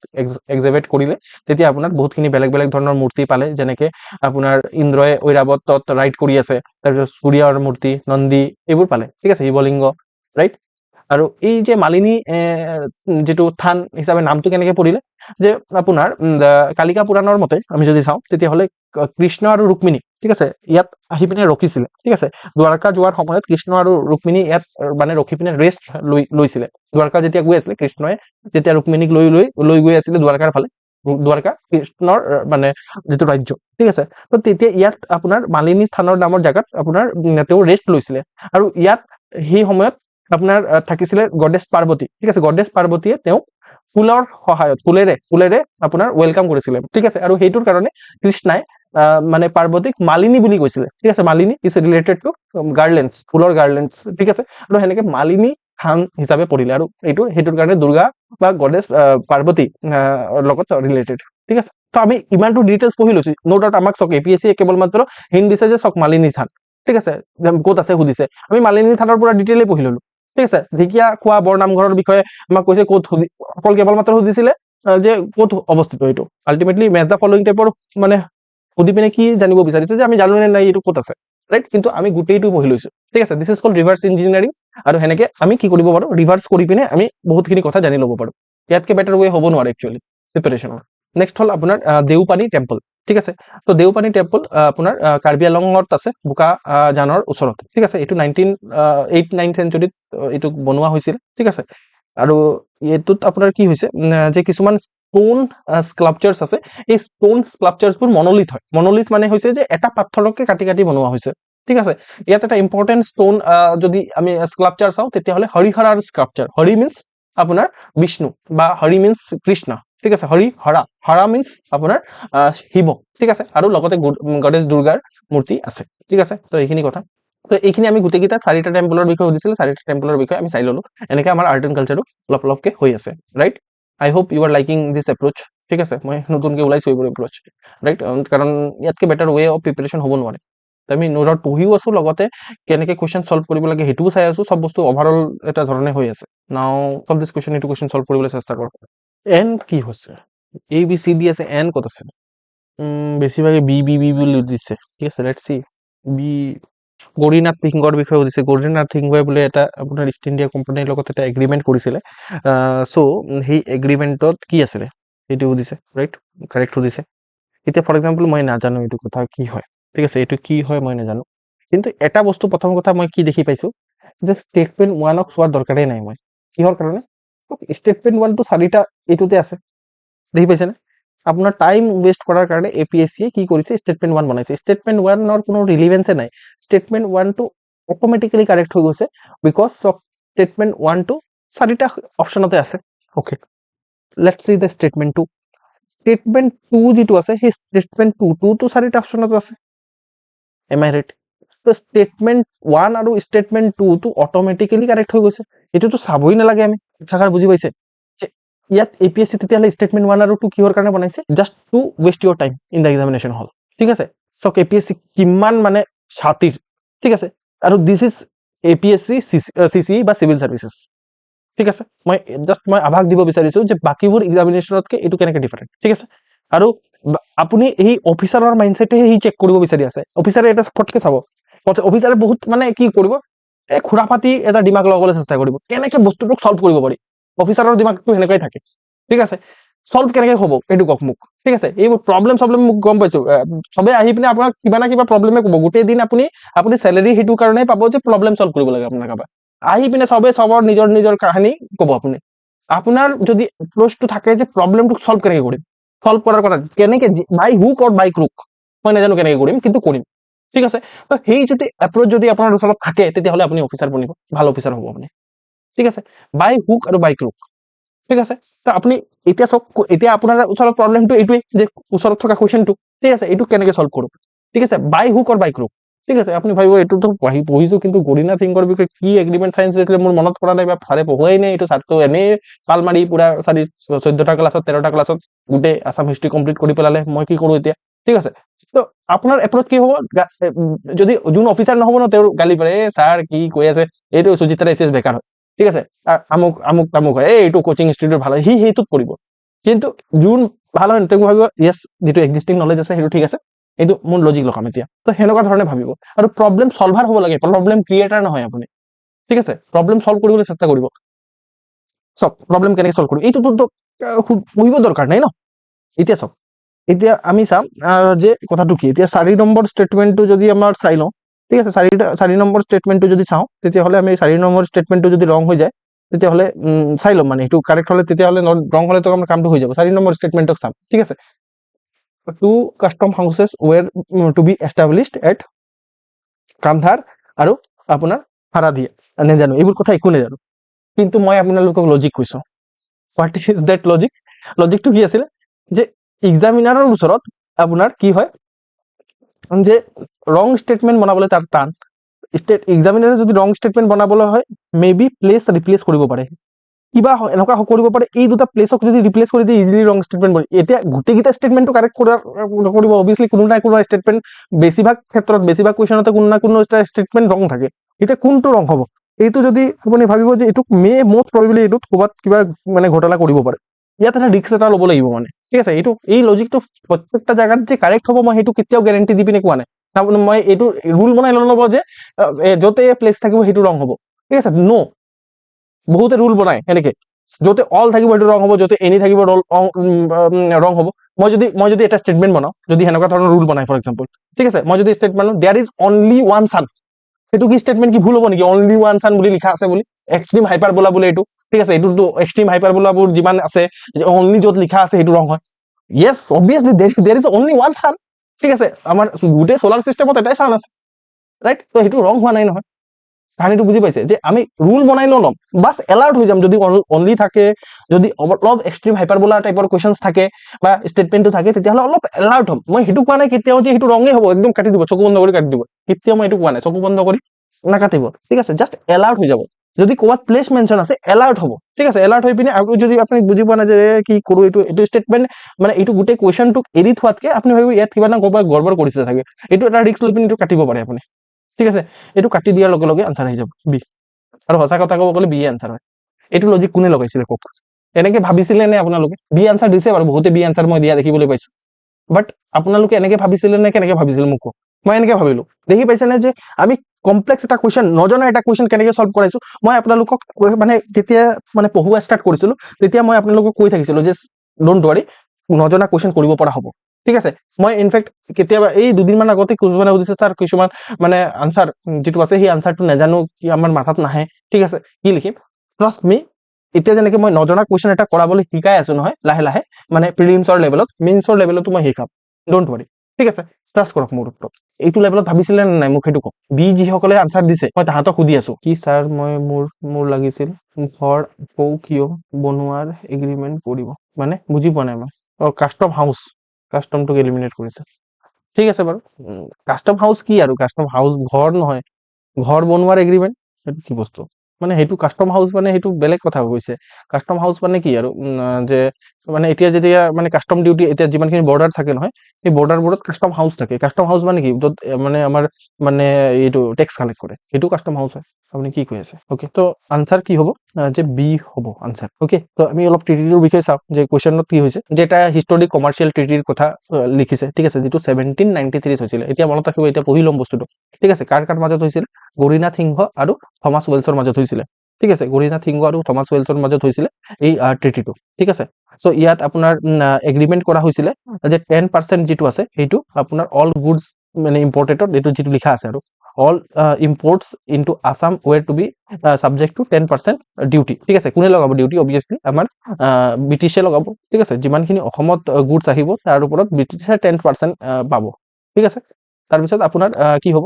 যে আপোনাৰ ডিউটি অন এক্সপোৰ্ট মানে উল্টাকেও ৰেচিপ্ৰকেলো 10% হ'ব এক্সপোৰ্ট কৰিলেও 10% ইম্পৰ্ট কিবা বস্তু আমাৰ অসমত আহিলে তাৰ পৰা 10% যিটো ভেলু আহিব তাৰ 10% লৈ যাব বোলে ব্ৰিটিছে আকৌ ইয়াৰ পৰা অসমৰ পৰা কিবা এক্সপোৰ্ট হ'ব তাৰ 10% লৈ যাব বোলে ব্ৰিটিছে চব কিবা কি লুটা কথা এইটো ওকে তাৰপিছত ষ্টেটমেণ্ট যিটো 3 আছে ষ্টেটমেণ্ট 3 ইজ অলসো কাৰেক্ট যিটো ৰাইচ আৰু গ্ৰেইন আছে সেইটো আপোনাৰ ডিউটিৰ পৰা এক্সামটেড থাকিব বাছ এইটোৱে লিখা আছে ৰাইচ আৰু গ্ৰেইন যিমানখিনি আছে ডিউটিৰ পৰা এক্সামটেড থাকিব কিন্তু এইটো ষ্টেটমেণ্ট ৰং হয় ঠিক আছে এইটো ষ্টেটমেণ্ট ৰং হয় এটা জায়গাটো ঠিক আছে ঠিক আছে আপোনাৰ এইটো ঠিক আছে ক'ত সেটআপ কাষ্টম হাউচেছ আছিল হাৰাদিয়া নহয় হাৰাদিয়াত কাষ্টম হাউচ নহয় গুৱাহাটী আৰু আপোনাৰ কান্ধাৰ ঠিক আছে কান্ধাৰ ঠিক আছে তো ইয়াত আপোনাৰ কৰা হ'ব হাৰাদিয়াত কৰা নহ'ব ঠিক আছে সো সেম লোকেশনৰ মানে দুটা কাষ্টম হাউচ বনাব মানে টেক্স কালেক্ট কৰাৰ কাৰণে এই ইম্পৰ্ট আৰু এক্সপৰ্টৰ যে টেক্স লগাব তো সেইটো ক'ত লগাব মানে কথাটো বুজি পাইছে তো এইটো ইমানটো পঢ়িলে সাফিচিয়েন্ট হ'ব আপোনালোকৰ কাৰণে এই ট্ৰিটিটোৰ বিষয়ে ঠিক আছে যেটো গৰিনাথ সিংহ আৰু আমাৰ সেই কাৰ মাজত হৈছিল কেপ্টেইন ৱেলছ ঠিক আছে থমাছ ৱেলছ ঠিক আছে তেওঁ মানে আমাক বচাইছিলে যে ঠিক আছে তো তেতিয়া আপোনাৰ এইটো কৰিছিলে ওকে নেক্সট আমাৰ কোৱেশ্চন নেক্সট কোৱেশ্চন কৰিবলৈ চেষ্টা কৰো আমি এইটো কোৱেশ্চন সলভ কৰক B D B what is are the factor বা factors has have promoted the colonial rulers to initiate the jute cultivation in the Brahmaputra Valley. Jute cultivation के लिए correct तो पढ़ाई नहीं let's discuss let's see saturation of land suitable for jute in Bengal হ'ব পাৰে maybe नहीं জানো তাৰ পিছত high demand for jute in the market world market demand juteৰ demand high আছিল world market नहीं জানো abundant labor supply in the Brahmaputra Valley এইটো abundant labor supply নাছিলে কিহৰ কাৰণে নাছিলে এতিয়া যদি abundant labor supply থাকিছিলে হেতেন ব্ৰিটিছসকলে কিহৰ কাৰণে এই উৰিষ্যা বেংগল তাৰ পিছত সেইবোৰৰ পৰা ছত্তীশগড় সেইবোৰৰ পৰা আপোনাৰ টি কাল্টিভেশনৰ কাৰণে আমাৰ ইয়াত লৈ আনিছিলে লেবাৰ যদি ইয়াত abundant labor supply থাকিছিলে হেতেন এই দিস ইজ কল লজিক ঠিক আছে এইবোৰ আমি পঢ়া নাই কিন্তু আমি লজিক লগাব পাৰো আমি এইটো কথা জানো যে টি কাল্টিভেশন হেতু কাৰণে তো ইমিগ্ৰেশন বাহিছিলে ঠিক আছে সো আপোনাৰ টি কাল্টিভেশনৰ কাৰণে বেলেগ বেলেগ কামৰ কাৰণে আমি লেবাৰ আনিব লাগিছিলে ঠিক আছে abundant লেবাৰ সাপ্লাই নাছিলে আৰু বেলেগ বেলেগ ধৰণৰ বিদ্ৰোহ হৈছিলে কি হৈছিলে আমুক তামুক হৈছিলে তো সেইবোৰৰ কাৰণে লেবাৰ সাপ্লাই আমাৰ ইয়াত নাছিলে ঠিক আছে তো this is not correct at least এটা ষ্টেটমেন্টটো এলিমিনেট হ'ল এইটো কৰাৰ কাৰণে এইটো ষ্টেটমেন্ট এলিমিনেট হোৱাৰ লগে লগে এতিয়া আমাৰ কি কৰিব লাগিব এতিয়া একটা ষ্টেটমেন্টে আমাৰ লজিকৰ বেচিছত এলিমিনেট কৰিব পাৰিছো এতিয়া ফাৰ্স্ট ষ্টেটমেন্টটো আমি এটা ৰিস্ক ল'ব লাগিব মানে ঠিক আছে যদি আমি লজিক লগাই পিনে কাম কৰিব বিচাৰো তেতিয়া হলে মোস্ট প্ৰবেবলি ইয়েস জুট কাল্টিভেশনটো হৈছিলে বুলি ষ্টেটমেন্টটোতে কৈছে ঠিক আছে এতিয়া অবভিয়াছলি বেংগলত জুট হয় ঠিক আছে বেংগলত জুট হয় মেবি মোস্ট প্ৰবেবলি মানে স্যাচুৰেশন হৈ গৈছিল ঠিক আছে আৰু সব বেংগলৰ যেটো ফাৰ্টাইল ল্যান্ড বেংগলত আছে গংগা আমাৰ ইয়াত আছে ব্ৰহ্মপুত্ৰ ঠিক আছে সো অবভিয়াছলি ফাৰ্টাইল ল্যান্ডত আৰু আমি অলপ যদি জিওগ্ৰাফি পঢ়িছো বা এগ্ৰিকালচাৰ পঢ়িছো ইমানটো জানিব যে ৰাইচ আৰু জুট একে জায়গাতে হয় মোটামুটি ৰাইচ আৰু জুট একে জায়গাতে হয় যদি পঢ়া নাই ইটস ওকে আপুনি নাভাবিব যে স্যাৰ মইতো নাজানো আপুনি যেটো লজিক লগাইছে এইটোতো নাজানো ৰাইচ আৰু জুট একে লগাই প্ৰথমবাৰ জানিছো ইটস ওকে পিছত জানি যাব ডোন্ট ওয়াৰি স্টেপ বাই স্টেপ আৰু যোনে জানে ভাল কথা সো অবভিয়াছলি সেইবোৰৰ কাৰণে আহিব তো এইটো আপোনাৰ স্যাচুৰেশন অফ জুট এইটো হ'ব পাৰে কাৰেক্ট ষ্টেটমেন্ট এইটো ওয়ান হ'ব পাৰে তো এনেকৈ আমি বি এলিমিনেট কৰিলো ঠিক আছে তো high demand of jute in the world market এইটো হ'ব পাৰে নে নাজানো এটা 50-50 আছে এইটো আপুনি ইয়াতে এ মাৰিব নহলে সি মাৰিব বেছিভাগ কি মাৰিছে বি মাৰিছে বিটো নহব নোৱাৰে ন বিটো কেনেকৈ হ'ব ঠিক আছে আপোনাৰ এইটোতো কাৰেক্টে হয় ঠিক আছে সো আপোনাৰ এ নহলে আপোনাৰ সিৰ মাজত যোনে মাৰিছে তো তাহাতি ঠিক আছে তো আপোনাৰ এইটো ঠিক আছে তো আপোনাৰ আনসাৰ বি হ'ব যিসকলে বি আনসাৰ দিছে আপোনালোকে যে কিছুমানে বেছিভাগে বি আনসাৰ দিয়াই দেখি পাইছো তিনিজন মানে বি আনসাৰ দিছে সো আপোনালোকে কি লজিক লগাইছে আপোনালোকে জানিছিলে নেকি এইটো কথা আগৰ পৰা বাকিবোৰে যদি ভুল কৰিছে ইটস ওকে এইটো টাউন কোৱেশ্চন আছিলে আৰু এইবোৰ কোৱেশ্চনক প্ৰেডিক্ট কৰিব নোৱাৰে ফটকে লেটস ডিসকাস যে ইয়াৰ মানে যেটো ক্লাস মানে এক্সপ্লেনেশন ওকে চ' ষ্টেটমেণ্ট 1 যিটো আছে সেইটো কাৰেক্ট হয় য়েছ আপোনাৰ বেংগলত কি হৈছিলে আপোনাৰ যিটো লেণ্ডৰ চেচুৰেশ্যন হৈ গৈছিলে ঠিক আছে 19 আৰু 20 আৰ্লি 20 চেঞ্চুৰীত কি হৈছিলে যে মানে মানে বেংগলৰ যিটো ডেল্টা আছে সেইটো চেচুৰেট হৈ গৈছিলে জুটৰ কাৰণে তো সেইটোৰ কাৰণে যিটো ইণ্ডাষ্ট্ৰিয়েল ডিমাণ্ড আছিলে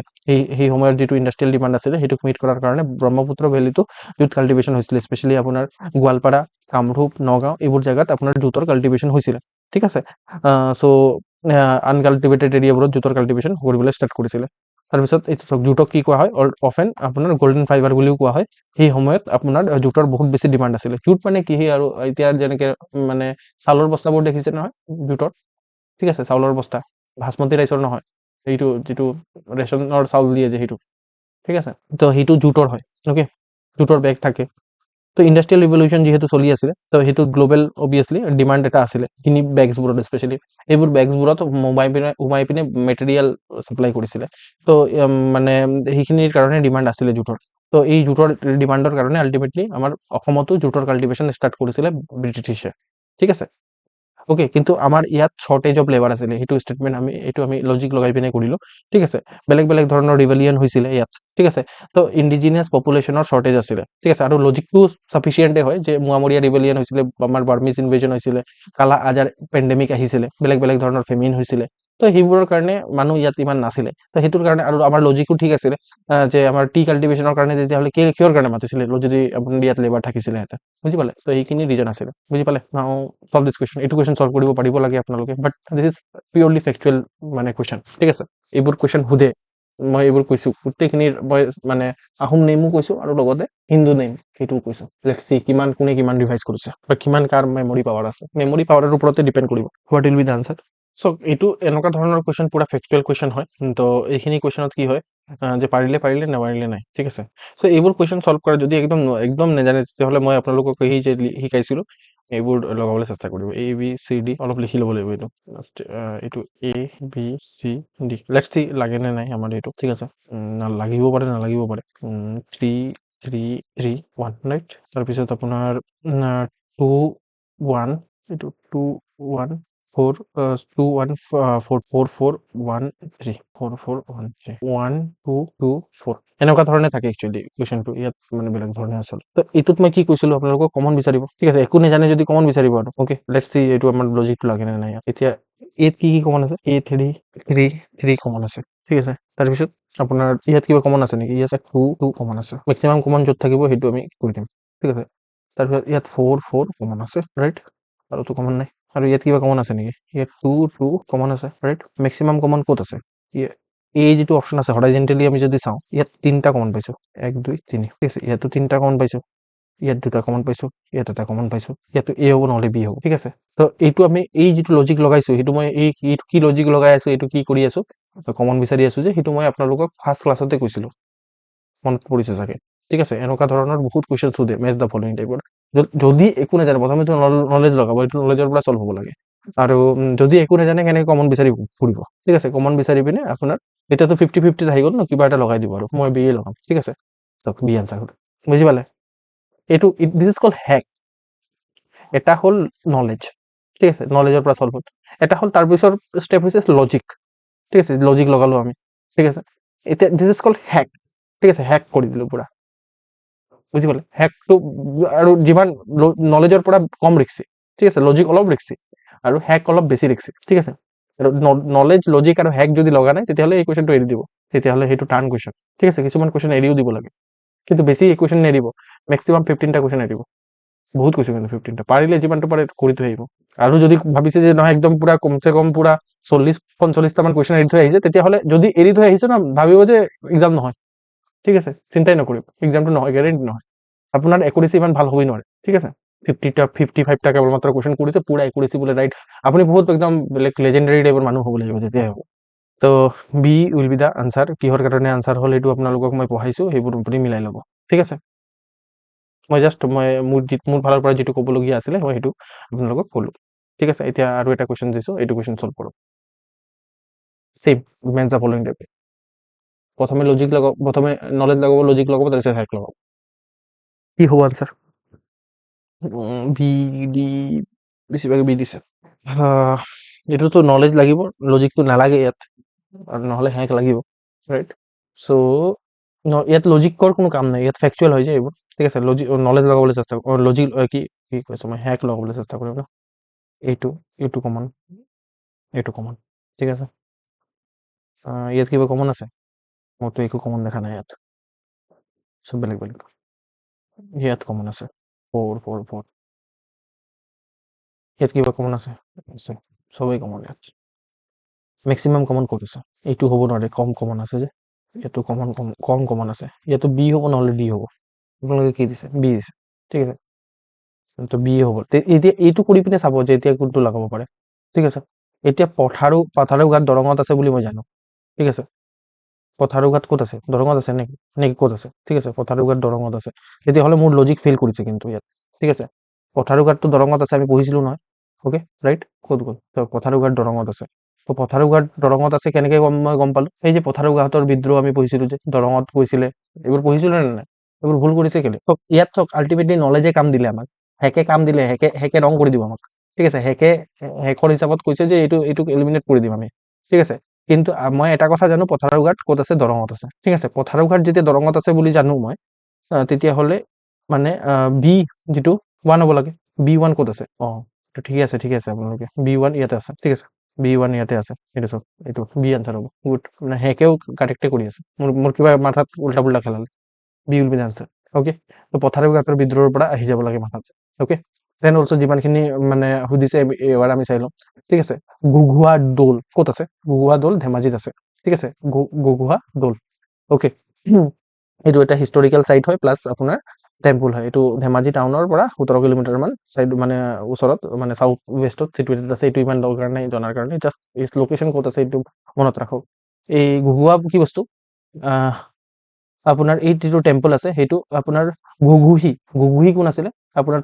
আহোম কিং টাও খামতি তেওঁৰ ৱাইফ আছিলে ঘুগুহি তো তেওঁৰ মেমৰিত এই যিটো টেম্পল আছে সেইটো কনষ্ট্ৰাক্ট কৰোৱা হৈছিলে ঠিক আছে ইট ইজ বিলিভ ডেট বামুণী কোঁৱৰৰ বিষয়টো আমি পঢ়িছো চন অফ টাও খামতি আৰু ঘুগুহি ঠিক আছে আচ্ছা বামুণী কোঁৱৰ চন অফ টাও খামতি আৰু ঘুগুহি আছিলে ঠিক আছে তো এইটো ষ্টুপৰ্টতে বৰ্ণ হৈছিলে ৰাইট তাৰপিছত আপোনাৰ হৈছিলে যে আৰ্কিঅলজি যদি চাওঁ তেতিয়াহ'লে এইটো ব্ৰহ্মপুত্ৰ ৰিভাৰৰ ওচৰত আছে ওকে তো আৰু সেনেকুৱা ধৰণে বনোৱা হৈছিলে আৰু ইমান ইম্পৰ্টেণ্ট নহয় নেক্সট হ'ল আপোনাৰ পথৰু ঘাটৰ বিষয়টো আমি জানো পথৰু ঘাটৰ ৰণ ঠিক আছে পথৰু ঘাটত মেছেকাৰ হৈছিলে এইবোৰ কথা আমি অলৰেডি জানো জালিয়ানাৱালা বাগৰ কথা হৈছিলে আপোনাৰ এনুৱেলি এইটোক চেলিব্ৰেট কৰা হয় চেলিব্ৰেট আৰু কি কমমৰেট কৰা হয় একচুৱেলি মানে চেলিব্ৰেট কি কৰিব আৰু এইটো মানে চেলিব্ৰেট কৰা বস্তু নহয় ফাৰ্মাৰ্ছ মাৰ্টিয়াৰ্ছ ডে হিচাপে মানে কৃষক শ্বহীদ দিৱস হিচাপে আপোনাৰ পালন কৰা হয় এইটো ইম্পৰ্টেণ্ট হয় মনত ৰাখিব এইটো নতুন কথা আপোনালোকে পাইছে জানুৱাৰী 29 ওকে জানুৱাৰী 29 মষ্ট প্ৰবেবলি আমাৰ মহাত্মা গান্ধীৰো মৃত্যু হৈছিলে নেকি এম আই ৰাইট জানুৱাৰী 29 মোক কোনোবাই কাৰেক্ট কৰিব নেকি গুগলত চাৰ্চ কৰক তেতিয়াহ'লে মনত থাকি যাব মানে এনেকৈ মই পটকৈ ভাবোঁ যে এইটো ডেটক কেনেকৈ মনত ৰাখিম মই ৰেফাৰেঞ্চ ভাবোঁ যে ইয়াত কিবা এইটো কিবা ইম্পৰ্টেণ্ট ঘটনা ঘটিছিলে নেকি গান্ধী ডেট দিছে আপোনালোকে কি মাৰিব মই মাৰিলোঁ ঠিক আছে আপোনালোকৰ মনত থকাতকৈ মোৰ মনত থাকিলে বেছি ভাল 30 আছিলে আচ্ছা এইটো 30 জানুৱাৰী ঠিক আছে 29 জানুৱাৰীত আপোনাৰ কৃষক শ্বহীদ দিৱস আৰু এইটো 30 আমাৰ গান্ধী ওকে মনত থাকি গ'ল ন এনেকৈ মনত থাকি গ'ল আৰু কি সুধিছিলে তাত সেই কুৱেশ্যনটোত আপোনাৰ শংকা দেৱী আৰ্কিঅলজিকেল চাইট এইটো আপোনাৰ ক'ত আছে হোজাইত আছে এইটো পিকচাৰ হয় ওকে এইটো আপোনাৰ কপিলী ৰিভাৰৰ এটা ট্ৰিবিউটাৰী আছে তাৰ নাম হৈছে যোগীজান ঠিক আছে যোগীজান ৰিভাৰৰ বেংকত আছে এইটো আপোনাৰ শংকা দেৱী আৰ্কিঅলজিকেল চাইট দেৱী দুৰ্গাৰ ওপৰত ডেডিকেটেড টেম্পল আছিলে টেম্পলছৰ ৰুইন্সখিনিহে ইয়াত আছে এতিয়া পিলাৰ চিলাৰ ইয়াত আছে ঠিক আছে ইয়াত বেছি ইম্পৰ্টেণ্ট কথা লিখা নাই ওকে ঠিক আছে আৰু এটা কি সুধিছিলে এইটো বাদুলি খুৰুং ঠিক আছে বাদুলি খুৰুং নগাঁও ডিষ্ট্ৰিক্টত আছে ওকে নগাঁও এইটো মায়ং এটা জেগা আছে হা এই মায়ঙত আছে এইটো বাদুলি খুৰুং ওকে কিবা কিবি লোকেল মিথছ আছে ইয়াৰ বোলে আপোনাৰ কিবা কিবি মানুহবোৰ বোলে বাদুলি বনি গৈছিলে ঠিক আছে ইয়াত আপোনাৰ কি হয় শিৱৰাত্ৰিৰ মানে দিনাৰ পৰা আপোনাৰ এটা মানে মেলা হয় ইয়াত বাদুলি মেলা বুলি কয় ঠিক আছে মনত ৰাখিব এইবোৰ ওকে ঠিক আছে আজি আমি ইমানটোতে ৰাখোঁ নেকি আই হোপ ইউ আৰ লাইকিং দিছ এপ্ৰ'চ আমি APSC CC আৰু APSCত যিমানখিনি ডিপাৰ্টমেণ্টেল এক্সামিনেশ্যনছ আছে তাৰ কুৱেশ্যনছখিনি আমি এনেকৈ ধৰণে কৰিবলৈ চেষ্টা কৰিম যদি আপোনালোকে ছাপোৰ্ট কৰে যদি আপোনালোকে ভাবি যে ইয়াত ইট ইজ হেল্পিং আছ ৰাইট